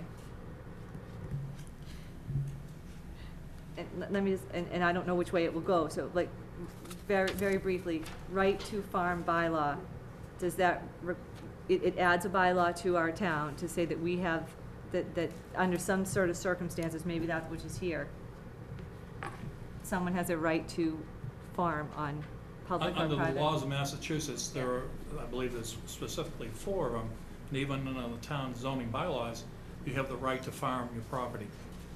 Okay. And under the laws. Your own private Your own property? private property. So it's zoning. Zoning and Okay. things of this nature. For it to be classified agriculturally as a farm, it must consist of at least 5 acres or more. And currently, there's only one property up in Linwood Street that is currently listed as agricultural land. In the past, the town manager had filed a notice of intent on Griffin's Dairy to restore that back to agricultural usage. That would also essentially fall into play on this also. Madam Chair. Yeah, go ahead. I was just gonna say, a lot of these bylaws start off by saying, you know, this is a bylaw to recognize the right to farm in Massachusetts, and it kind of repeats the state law. This resolution of disputes, I mean, if this is to be a bylaw, and bylaw review hasn't had a chance to look at it, but I actually have made comments in several towns about the risk that this type of language imposes, and if you just indulge me for 1 second, the towns becoming involved in private disputes where the town has no other required involvement can be potentially, or can potentially expose the town to liability. And because of that, you can see a person who seeks to complain about the operation of a farm can file a grievance with the selectman, the zoning enforcement officer, the board of health, depending on the nature of the grievance. So now we have 3 potential enforcing authorities. The filing doesn't suspend the time frame when any other, so they could go to court and try and, you know, have something stopped as a nuisance. And then it says it can be referred to the agricultural commission. Do you have an agricultural commission? No. So there's a bunch of issues with this. Wait. And I'm not, I think there's a lot of towns that have right to farm bylaws, and they really like having them, and they feel like it's important to recognize that the right to farm is an important value in Massachusetts, which obviously it is. But it may be that this, needs to kind of be, There's a multi-step yeah, process. tidied up a little bit, so. Okay, and you go ahead. Do we still have a bylaw review committee? We do. And I you don't know have if to go they're before active that? right now. They're active, though. I don't know. Well, They selectmen. generally meet every couple years to review things. I think there's one in existence, but I don't know that they're active at this time, but we can ask that question. Maybe that's the way to go on it, or, and again, it kind of comes down to whether or not the moderator would let this go without it having the bylaw review part, the rights, being called a bylaw. Right, I mean, at a minimum, it has that problem, and it has the There's more agricultural to it. commission. So Yeah. essentially, the best thing to do at the time will probably be the motion that it be passed over. That, we might recommend that, and you may, as the petitioner, come up and say, I would like this to be passed over, it's my article, so that's just, I make a motion. yes, please. I'd like to make a motion to pass over. Second, discussion, we've had it, all those in favor of the motion on the floor, which is to recommend passing over this article? Okay, good, thank you, that was good. Okay, and, the last one here is, it's gonna be Article 21. See if the town will vote to restore the land known as Griffin's Dairy referred to in quitclaims deed book, blah, blah, blah, page 101, containing 64 acres of land, more or less, and being land within the town of Abington and Rockland, so acquired by Article 31, May 4th, 1998, annual town meeting, back to agricultural use pursuant to Mass General Law, blah, blah, blah, and pursuant to Article 32 of the annual meeting, second session, June 1998, authorizing the Board of Selectmen to seek and receive grants from the County of Plymouth, the Commonwealth of Massachusetts, United States government, any subdivision thereof, or any private nonprofit organization to maintain and improve said land under agricultural usage and or taking any action relative thereto. So this is asking the town to vote to restore the land, to restore Griffin's Dairy as a agricultural. Back to agricultural usage. Okay, which it is not right now, from what I understand, correct me if I'm wrong, it's fully owned by the town of Abington and Abington. could be any use right now, or what is, I'm not sure what the Open status space, of it right now. open space or other uses is the language that was contained within the article. Okay, and this is asking to, go ahead. I was just gonna say, this kind of harkens back to the discussion we were having a bit earlier about the selectmen having discretion to carry out their duties in the way. So the selectmen, the land is owned by the town. I assume it's under the custody of the Board of Selectmen right now. So the Board of Selectmen gets to decide how to use it, unless the land is transferred by town meeting or dedicated by town meeting to a particular use. If that happens, then it could only be used in the way that town meeting approves. But, it wouldn't work to word it like this. If you're gonna make the motion, we would wanna work on the language so that it actually dedicated the land to that use. Well, and I don't know if that was the intent of town manager at the time when he filed a notice of intent to restore it back to agricultural usage. I don't know enough about the history of this particular parcel in terms of how it's held right now and what the town manager's prior action would be. The town but you'd have manager to- has actually filed a notice of intent with DEP and the Conservation Commission to go out there and continue the agricultural activities. The days of the dairy farm, those are gone. Essentially, what he wanted to do is continue cutting the hay and baling the hay and make it qualify for possibly for grant fundings. The intent, his intent was eventually to lease the property out either to someone that wants to continue the haying process, or we had one gentleman that was possibly interested in bringing in a young cow herd to raise there. Well, But essentially, it was restoring it back to agricultural usage. I think it'd be useful, before I gave an opinion on the, whether worded like this, it accomplishes what its goal is, it'd be useful for me to know what had been filed, to know how the town acquired it, and what the vote was. I mean, I know the town owns Griffin's Dairy, but to look at the vote, and also, if part of the discussion is about leasing it, whether that language would be necessary in order for the town to lease it, which is normally the case, just holding it for general municipal purposes. If we wanted to say including agricultural and purposes of leasing, but again, we'd have to look at the big picture. So I can't really provide you with an opinion about whether this is sufficient right now to accomplish the purposes that you're looking for. Because that was the other question, similar to like what we did with Strawberry Valley Golf Course. Mhm. The same type situation where you had to set up a separate, I don't know if you mean the separate, that Yeah. one was the special act. right, Yeah, I don't know, but I need to look at it more, kind of a bigger picture than just this language. I have to take a look at the documents that would affect the way the town holds it now, what the proposed purpose is for for the agricultural purpose and or for leasing, and then figure out what actually would need to happen by town meeting for that to be okay. So I'd have to look at all of those things. And didn't you say it was the selectmen that really control this? Right now, if there's no particular limitation on the way that the town uses the property, meaning if it's held for general municipal or open space purposes or other purposes, essentially that's general municipal with like a town meeting kind of stamp on the idea that open space purposes is a good thing, then the town could use it for any purpose consistent with that, and it seems like it would be consistent, which sounds to me like why the manager had previously filed the request. But again, I just don't know enough about the facts to give a definitive opinion. Anything else? All right, a motion, did anyone want to offer a motion at this point for our recommendation on this article? Motion to pass over. Okay. Anyone want to Second. second that? Okay, discussion, so the motion is the motion on the floor is to pass over this article. The town council is going to look a little farther into it. We'll know more either before or at town meeting. So, all those in favor of the motion on the floor, which is at this time to recommend passing over this article, all those vote in favor? Okay, that's it. That's where we stand right now. okay. Okay, thank you very much for coming in and for enlightening us all in this regard. Bring Thank this you back for in the your fall. input. Do you want me to bring it back in the fall, or you want to go out there and mow? I don't wanna mow it. We'll get Kevin down there with his seniors. Yeah, yeah. Okay, thank you very much for Thank coming in. Thank you. Thank We you. only have one other item. I don't, Lauren, I think Lauren, we're all of set with course, when we you. get up. Okay, all right, so thank you very Thank much. you. for It's good to everything. see Thank you, everyone. guys. Appreciate Thank it. you. Bye. All right. Sorry. Mr. Pratt, thank you for waiting. I kind of told you sorry, we got you third on the list, so. Well, I appreciate, well, come on up, come on. I don't know if you know everybody, maybe not, we could do. I know a few people. Okay, I'm Maureen Jansen. You are, have a seat, feel free.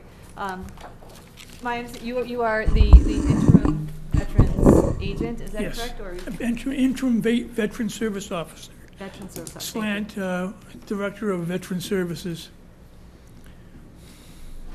Joe was always made sure the Director of Veteran Services was on there. Oh. Okay, well, again, thank you very much for coming in. And we just did a little email where I got an email from Mr. Pratt because we're doing budgets right now. And at the time, we were kind of looking at, there was original budgets which came out like in January or whatever, I think, and then there was amendments to those sort of restorative budgets, or what do you want? John, the prior town manager, had put in some direction to department heads. Subsequent to that January, while the town manager was still here, there were amendments to that budget, and then subsequent to that, what we've been doing over the last month or so has been going over that town manager budget and how do we get that in order to have a balanced budget to go to town meeting for. I was not aware at that time that between January and the town manager that there had been a change to that budget, because we were just kind of looking from that budget forward. So Mr. Pratt brought up something to me, so I'll throw it to you, and if that's at all explanatory. So, Okay, let me get up. the temporary assistant that the Veteran Service Office has, her name is Mary Johnson. She has helped, she's been working for the office since 1998. Her job is when Joe was alive, was to keep him out of jail, and now it's to keep me out of jail. She inputs all the Chapter 115 information into a program called Vismas. It directly reports to the Department of Veteran Services in Boston. Her job is to submit all this information in a timely manner so that my clients are paid in a timely manner, and that we also pay medical expenses for all our clients. I have been the Veteran Service Officer since the day after Joe was buried.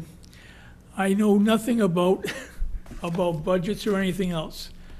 I do know that Mary is an essential part of keeping my office running smoothly. Joe always used to brag that his office never cost the town of Abington a cent, since Mary was helping him input all this information. Mary works 6 hours a week, and she gets paid for 6 hours a week. I'm sure she works more than 6 hours a week. Her net pay is $88 and change a week, but she saves this town so much more money than she is being paid over the years, that I believe that the budget for her salary should not be cut. There's been talk that when the permanent the veteran service officer is appointed, that he may be responsible for 3 towns or even 4 towns, not just one town. If that should happen, Mary would be even more in need than she is now.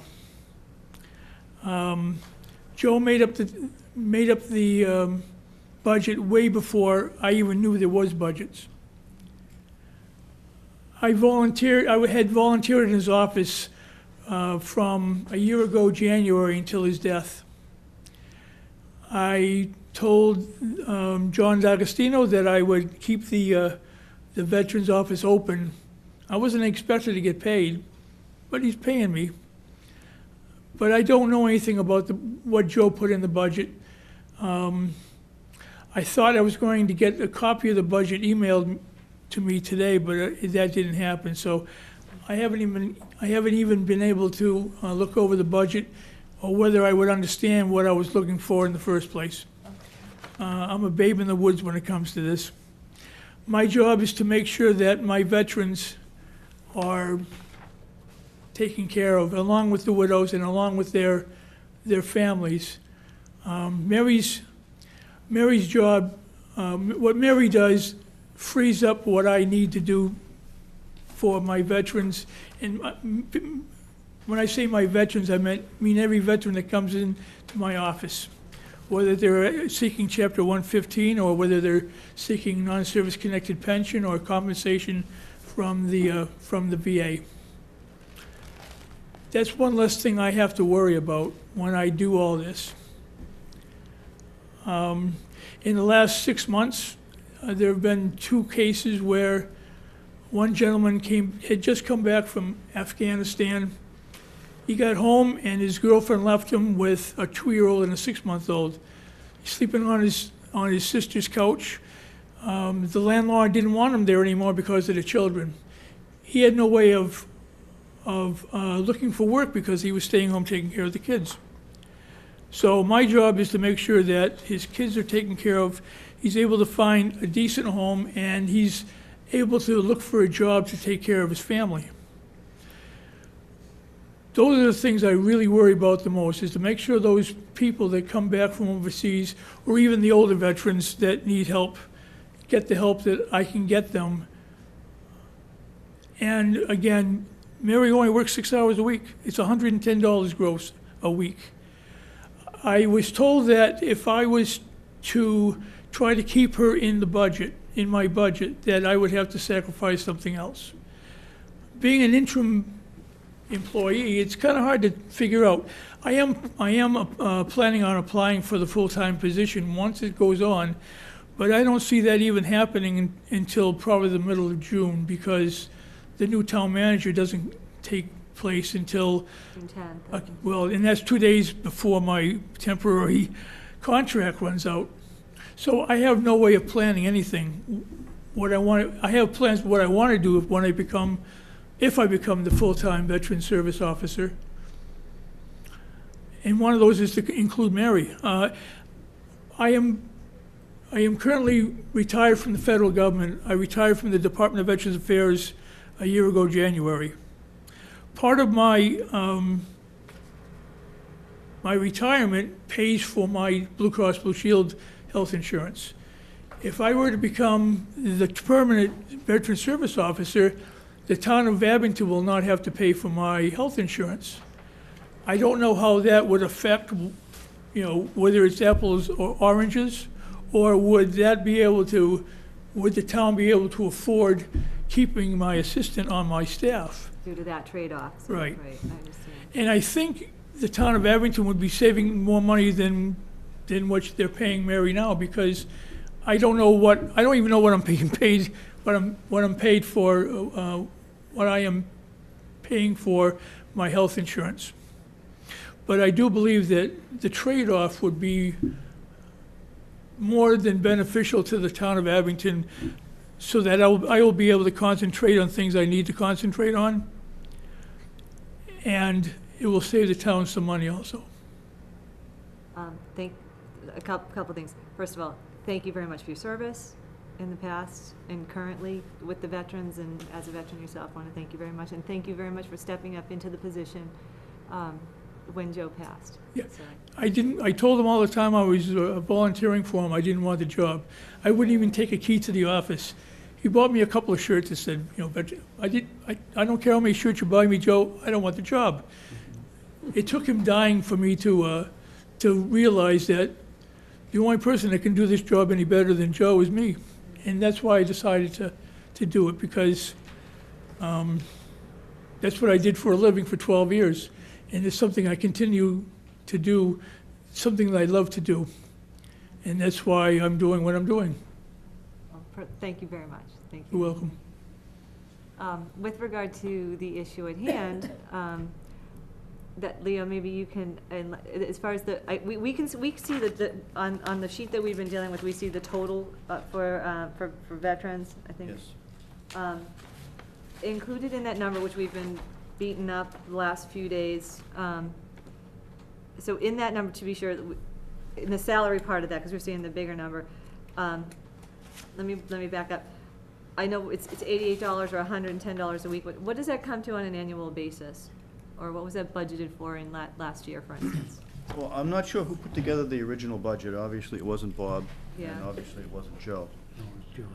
I believe John has Yeah. actually been putting together the budget for the last couple of years. Okay. To be quite honest with you.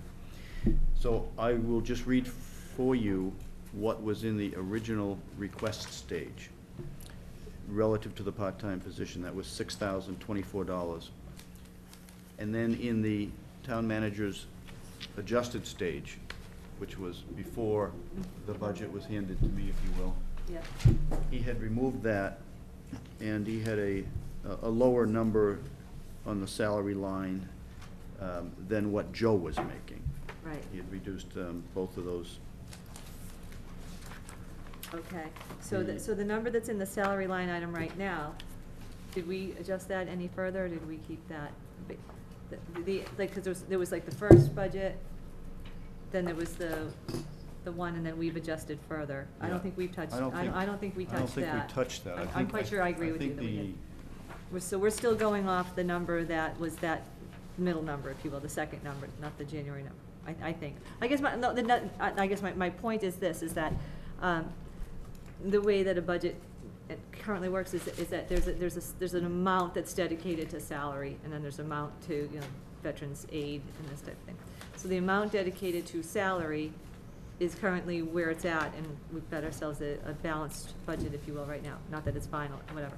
So depending on what the new veterans agent, whether it's you or someone else gets hired, and whether or not they can continue this part-time position at $6,024, it's really a department head and the town manager's decision, if you will, whether both can be accommodated with that number or not.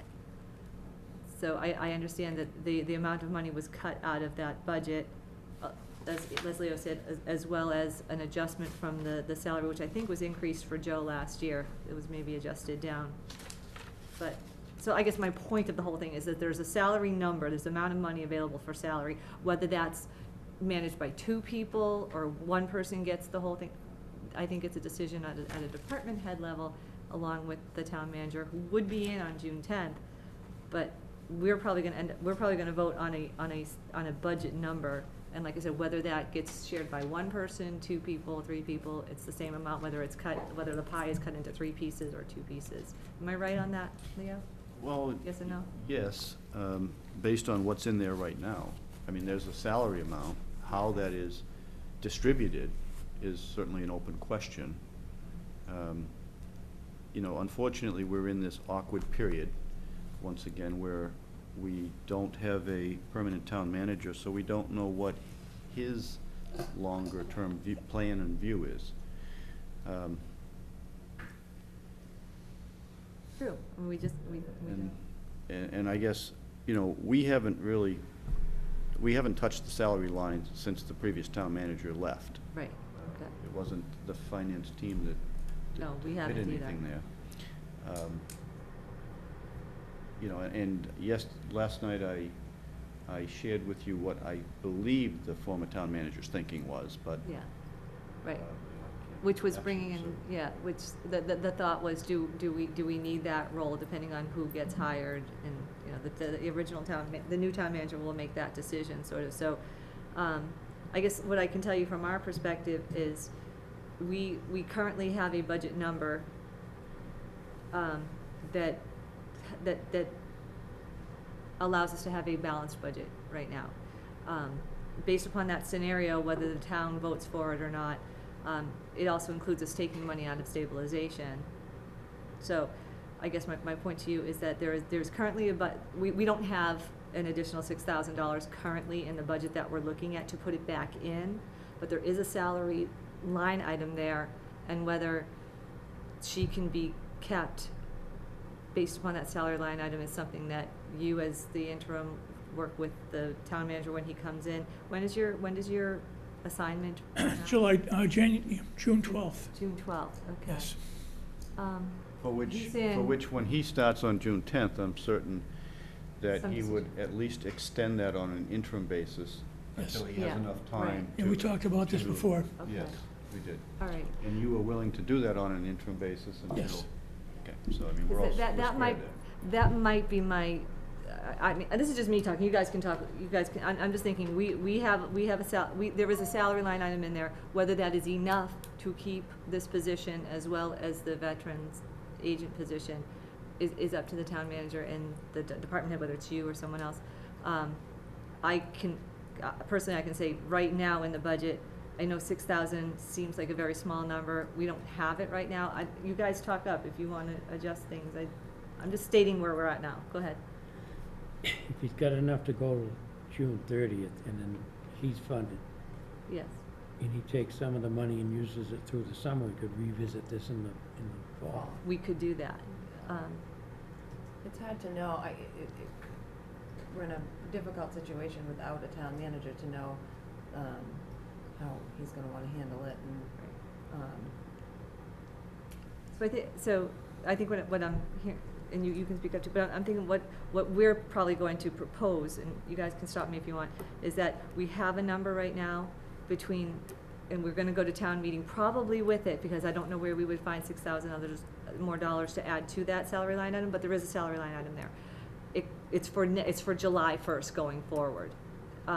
So if there's a number in there, and that number can accommodate both people going forward from July 1st, I would advise you, that's something you should talk to the town manager about. We will have a budget in place, unless we can find it $6,000 somewhere else. We'll probably go to town meeting with the budget as it is. And as what these guys were saying is, if in the fall, there is free cash available or money that comes in that can be redirected, maybe you could talk to the town manager about keeping her on.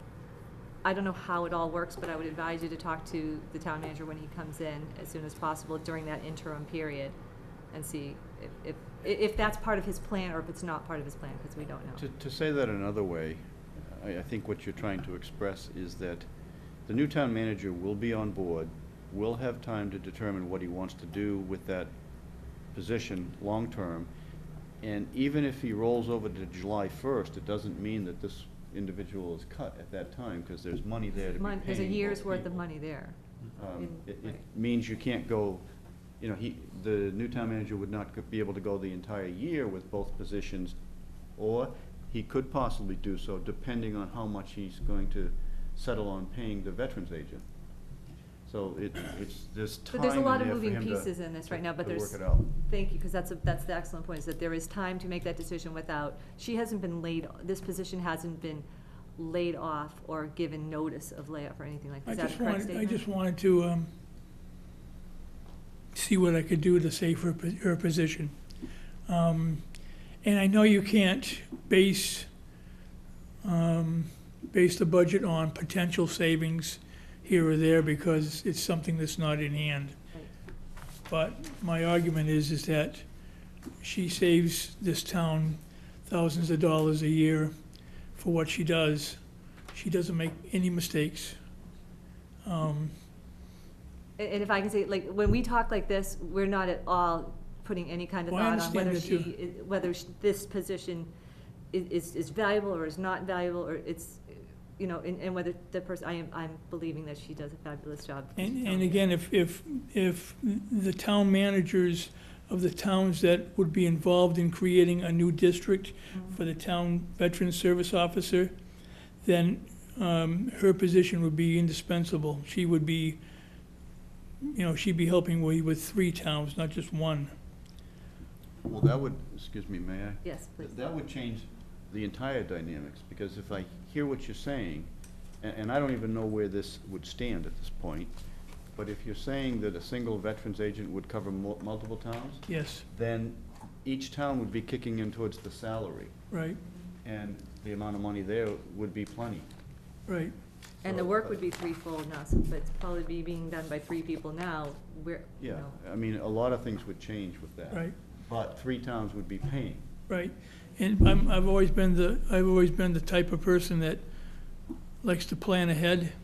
And when I talk to people, they say, well, we may be going to a district, and it's not just some people I've talked in this town, it's people I've talked to in Boston, that there might be, or there's planning to be, or whatever it is. Again, I'm a babe in the woods with this. The most politics I've been involved in is office politics in Boston. Yeah, that's it. I'm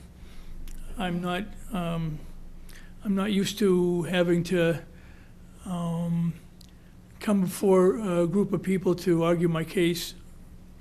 Yeah, it's never fun.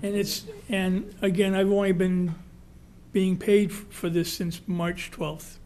So, So you're very, well, and this is why, but probably, here's what I would say, and you guys can talk up to, is that I think it was very valuable for you to come here and talk to us about this so that it's out there and it's on the table. There appears to be a lot of moving parts without a town manager on staff right now. and that's what complicates the whole Yeah, thing. it sure does. So you guys can, but I would say my advice to you is, we will probably go to town meeting as is, but I would get with the town manager as soon as he is on board and try to determine the outcome for this position, at least in the meantime, until a long-term solution is determined. But as Leo said, and depending on how you and or the town manager want to run this, I don't know if there's any reason to consider her position eliminated right now, because there is money in a salary item right now, and whether that can or cannot accommodate 1, 2, 3, a regionalized thing, I think all those plates are still spinning or balls are in the air right now. Okay. So but my advice, not that I give advice, but I would suggest, if I was in your position, I would get with the town manager sooner than later to try to at least get it on his radar. that Okay. this is, so if that helps at all. Yes. You guys want to bring anything up? Or, That's great. are you okay with that? Yeah. Anything else you want to bring to us? If I spoke anymore, it'd be redundant, and I'd Okay. probably be in tears, and Well, we I don't want don't want that. to do that, so. And then you'll get us in tears, and then we'll all be But, crying, so. yeah, so, Well, I truly appreciate it, and I appreciate you coming to bat for for that position as well. And, well, yes, go ahead.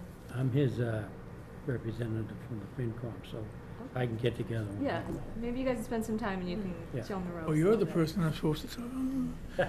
We've known each other a long time, you did civil defense and all that stuff. Oh, yeah, well, he's the right guy. He's the I was a one to talk radio to. operator for Got civil everybody's ear. defense a long time ago. That's why we're so safe. All right, well, thank you very much for coming in. I'm sorry to keep you out so That's okay. late, and Leo, thank you very much for your input as well. Thank you for your time, I do appreciate.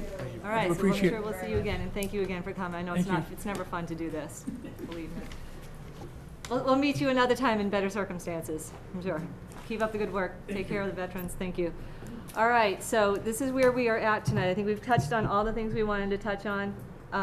Only thing I wanted to ask, we need to reach out to the Board of Selectmen about Wednesday. We will have a quorum on Wednesday. I've sent a note to the Board of Selectmen, telling them Telling them they're meeting with us on Wednesday. informing them that a meeting is being scheduled for 7 o'clock on Wednesday. Okay, good. All right, Sorry, I have a Go ahead. follow-up too, just okay. if- On, from last night's. oh, yes, I have question. one too. Go ahead. A couple Oh, not that we have things there. I can email to you all, I have it, I just need to email it to Maureen and then have her, right, send it to everyone. But I will do that from John Stone, the sewer, superintendent. The article that we had a question on, article, which is now being called Article 12. It's at $725,000. Yes, okay. The comprehensive water resources management. It's actually two, things going on there. The town manager had added a portion of it that's mandated. Remember, we had talked about, or Dory had mentioned that, this is mandatory. must comply And now that we is must what I wrote. comply, and if we do not comply, the, fines are $37,500 a day. When did those begin? There's no date for those to begin, it's like we've been given warning. Okay, they could impose. They could impose those, this is a mandate that you, Okay. so that part of it is mandated. The wastewater portion of it is not mandatory, but we had a moratorium on sewer. You can't, Linking into you the couldn't sewer. build, you could, without capacity. Yeah. So, it made sense to add that in to this, Okay. to this article. Now, that $725,000, 2/3 of that comes from the sewer department budget. That's, yeah. That will not affect rates. Will not affect rates. 1/3 comes from the general fund, and it's a 2% over 20 years. Leo, I had said I would ask you, would that be a capital exclusion? Like, how would you go about that? It's Short-term 1/3 borrowing. of the 700. general funds, 1/3 from the general fund, 1/3 of the 725 would come from our general fund. Right, it is a borrowing article. The money will be borrowed from the MWPAT. It'll be stretched out over probably a 10 or 15 or 20-year time frame. I don't know what they've applied for. He said that you apply for it through the state, and For the it's. MWPAT. Okay, and it's 2% over 20 years, and they do the same with Right, the. so the 1/3 that will be paid for from the town side, I think the more appropriate question is, will it come from the levy, from the general fund, or will we ultimately look at doing a debt exclusion? Now, only the selectmen can move to do a debt exclusion, and then we'd have to have a ballot vote, so forth and so on. In addition, there are two other items presently that are coming out of the levy, the Memorial Arch and the Groveland Street. there has been some discussion about potentially seeing if the will of the people would be to move that to a debt exclusion. In addition, there is, let's see, what else was there? Is there one more? Well, at present, there's the 175,000 for the landfill capping. Now, I talked last evening about how we would ban that, and I can keep rolling over the ban without making principal paydowns for a certain number of years, 3 years. By the time we get there, there would be actually a larger borrowing article associated with that. And The actual capping of for the actual capping, because it's certainly going to cost more than this, Right. than this Right. sum here. Right.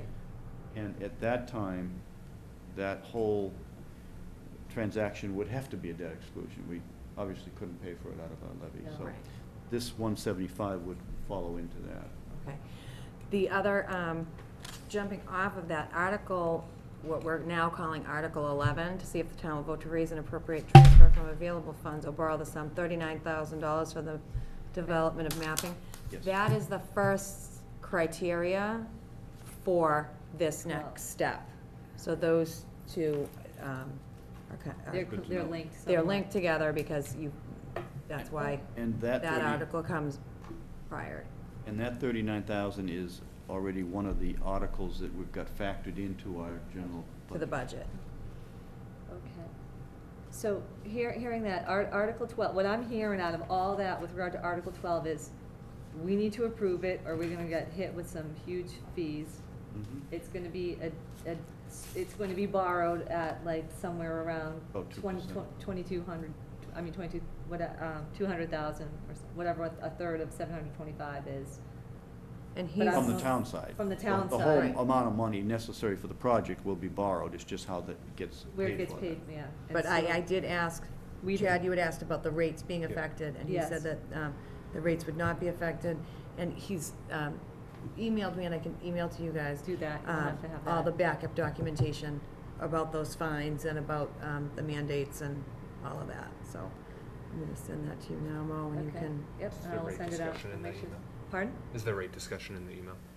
Is the rate discussion in the email? Does the email cover the rates not going up, or was that? No, this was, that was my discussion with him. I Okay. asked, that was a question we had asked. He said also if we wanted him to come in, he could. I was trying to just save us the, Well, but I he mean- absolutely, well, he couldn't Well, come if you, tonight. if you send it to me, I may send it back to him and say, John, can you please confirm whether or not this 2/3 amount would impact rates? If he writes back, no, I'll send it to you guys and then we'll have it in writing and it'll be in, assuming I get that back. So, upon anticipation of that email and what he said, that it would not impact rates, if the, does anyone want to, we did not take a recommendation on this article last night. Does anyone feel comfortable at this point recommending a motion, giving me a motion for a recommendation on that article? Which one? Article 12. Can I correct myself? Because now. Yep. I'm gonna read you some of the email and then send it to you. Or do you wanna just, you know what, I'll just send the emails and there looks as though there would be some impact. Okay, why don't you send it Regarding to me, tax we'll send rate. it out, we'll address this on Wednesday. Thank Motion you. approved. Do we wanna do a motion to, or do we wanna go, okay, motion to approve, does anyone want a second? Nope, there's no second on that, so my thought is, do we want to get that, everybody read it, we'll read it out in open, whatever, and then we'll address it on Wednesday? Are we good with that? Yes, I'm getting yeses, yeah, okay, that goes on to something we talked about, send that to me, and we'll go forward on that. There was also, I sent to you guys out a copy of an email, with regard to Bruce Hughes, which we can go over this now, we can do it on, if, you guys all got it. To see, this was about this is about, raising and appropriating or transferring available funds, $10,000 to enter into agreement with Old Colony Planning Council for updating 2006 open space plan. To paraphrase it, as I recall reading that email, which I did send to you guys, the point I think I got out of that is kind of what Dory had said also, was you know, it's to update the open space plan. It would be, so I don't know if it was good to have, in order to move forward with grants. Hold on, let me see if I have it here. That's what's cute. Hold on, sorry. Okay, here's is this Bruce's response? Dory, good morning, hope all, okay, no, this is, hold on, sorry. Let me get back to, I know Dory sent it to me.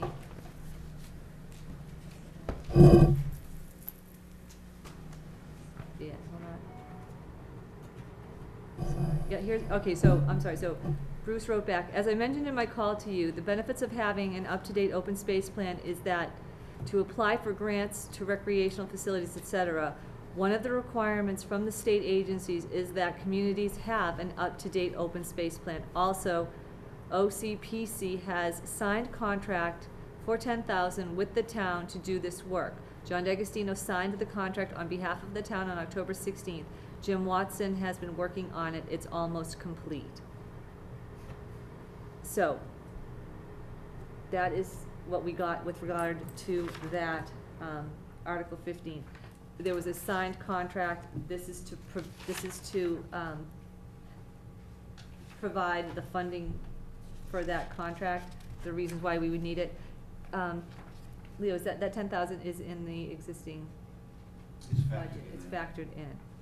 Does anyone want to provide a motion for a recommendation for Article 15? Does anyone feel comfortable with that yet? Nope. Okay. What more do we need to feel comfortable with that? I just don't get what it does.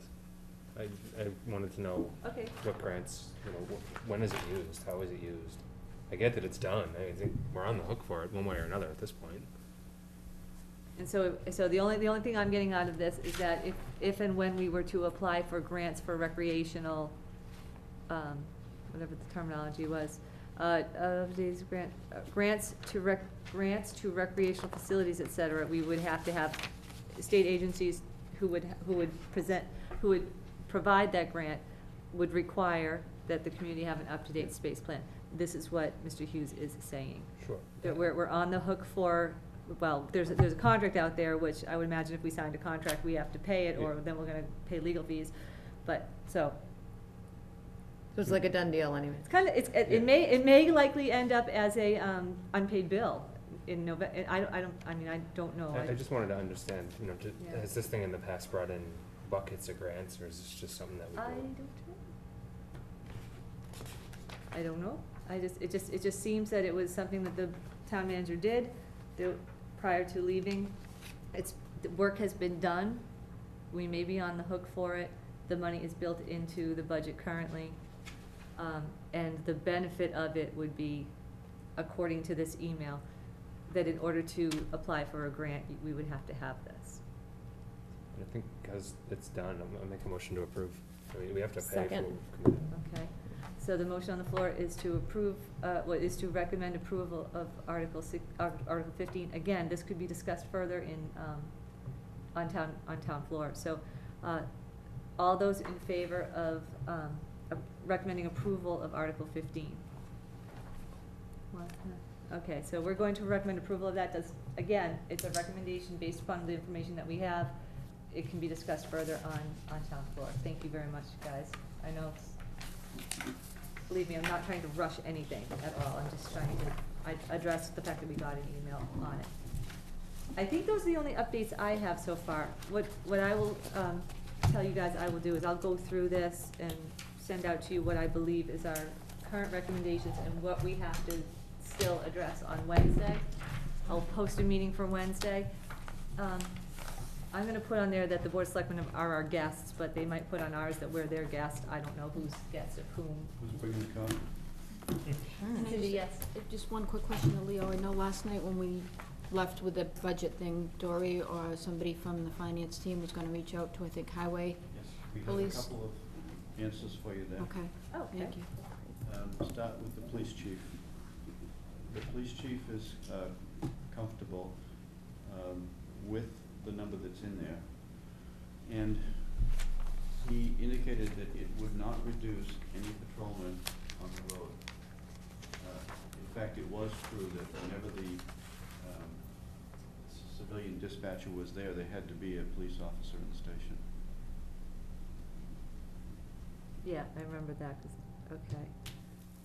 So he was comfortable with the number that Yes. we provided, Yes. and the number that we provided would allow him still to replace the person who is retiring.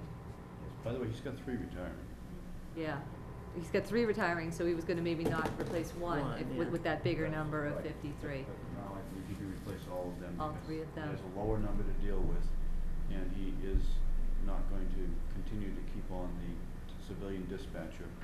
He's gonna use that grant money to reposition it to patrol officer. And that is his decision, he's running that business, so if he's comfortable with it, and that is his decision, given the budget that he has, I'm comfortable if he's comfortable. Yes? So that's okay. Thank you for bringing this up, by the way. And what else, we were gonna talk to him, we're gonna talk to highway, we're gonna have to COA. The highway superintendent, and what we talked about last night was reflecting that reduction in his expenses. He still wants to reflect it in his salary line, and I know that probably sounds strange to you, but his thinking is as follows. At present, we all know that he has 2 people out on workers' comp. At least one of them isn't expected to get back too quickly in FY14. He's got a full salary for that individual in the budget, but because workers' comp is paying 60% of the gentleman's salary, he believes he has the money to reduce that salary line item, because he doesn't expect the gentleman back quickly. And so, by the time he comes back, He could he won't absorb be that. taking up the whole salary. Right, So he could he'd absorb rather that by not paying it out in salary Yes, for the so he period of would- time till he gets back, okay. Exactly, so he would rather see the cut in the salary line, but it doesn't mean he's reducing any individuals, any people. He was also okay with the amount that we put into the park line as well.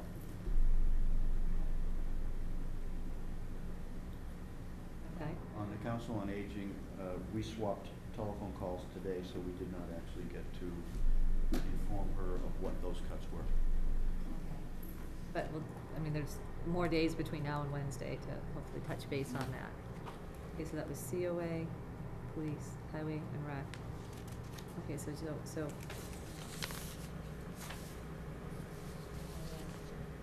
COA is still a TBA, there has to be a communication here. Okay, thank you very much, thank you for doing that, thank you for providing that information to us, thank you for picking that up and for reminding us about that. Is there anything else, loose ends, that we wanna touch base with on right now? Nope. Okay. I'll put together what I recall us having. I'm just gonna ask one question, so this is, and if this is too deep a conversation at this time, we can talk about it on Wednesday, because this might be the right time to talk about it on Wednesday with the Board of Selectmen. But when we put the budget into the article, my perception is that we have all been speaking about the budget as it was and how we had to get it and certain adjustments to that proposed budget.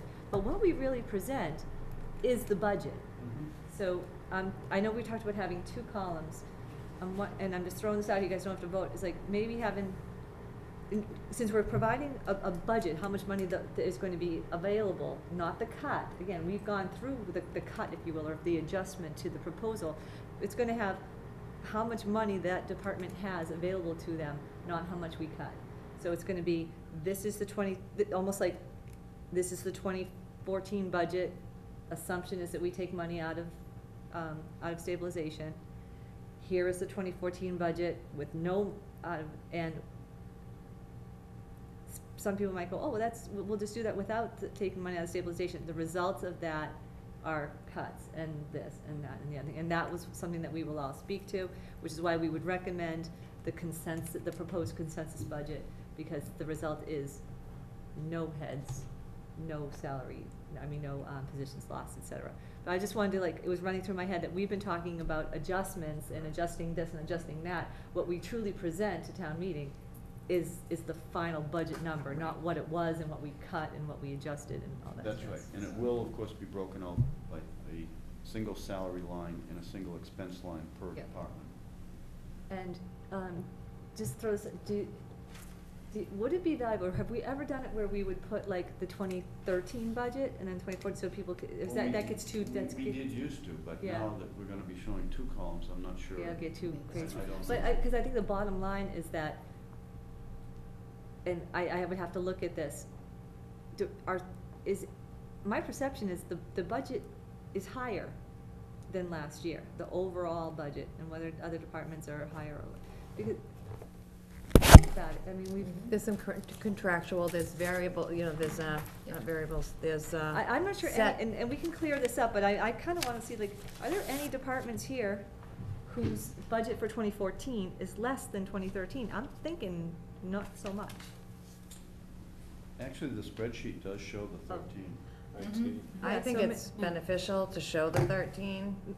Or maybe at least we should see it so that when we meet, when I'm talking on town floor, the reality may likely be that most departments are not significantly, but possibly somewhat higher.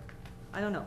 I'm just throwing it out, I'm not looking for an answer, but this is where my mind was thinking, is that we've been under this assumption that we're making these cuts, but we're not actually cutting theoretically, we were cutting proposed, which we couldn't afford, Right. to what we can afford. Some of I think it was that- proposed. Yeah, and I think when they first, Yeah. when John first brought it in, so I mean, it's been on camera and stuff numerous times that he told us that it was put in everything Yeah. without, and then everybody's chipped away at it so that we, like you say, we have a balanced budget, we use stabilization, no departments have lost employees, and actually probably everybody has gotten maybe a little bump of it, it might not be a lot, And maybe but- they haven't, but maybe there've been adjustments to expenses that can be absorbed. I would state it differently, because the cuts that we've been making in the last 2 weeks are serious cuts. To stuff they It is- had. It is true that the initial request was one number. That had positions in it that the town manager had hoped to restore. Those were cut out in the town manager's cuts. Then we took it over with a 1.063 And had to find another 500,000. million.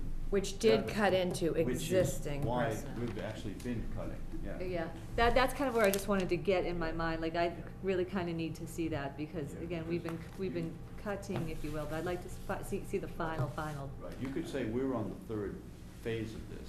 There was Yeah. the initial request, there was The town manager's work adjustments. that led up to the town manager peeling things back, however, leaving us still with $1,063,000 deficit, which is what we've all been working on for, Got it. I'm not sure how many weeks now. Many hours. All right, so like I said, we don't need to find it, but that's just where my mind was going, is to the point of not that we're ready to present yet, but eventually we're gonna have to have a way of having people understand what this is all about, because we've been living and breathing it and sleeping it forever, so. All right, guys, I don't think we have anything else on the agenda, and, very likely, we may not have to be together for maybe the next 4 or 5 days, believe it or not.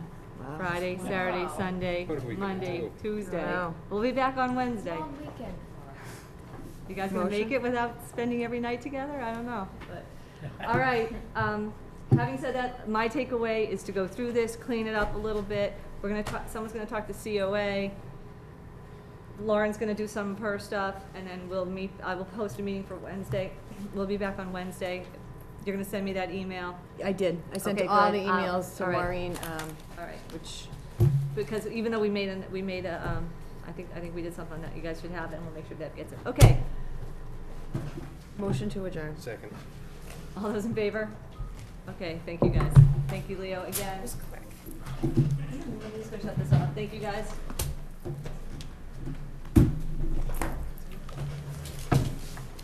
Thank you, guys. Thank you for. Oh, thank you.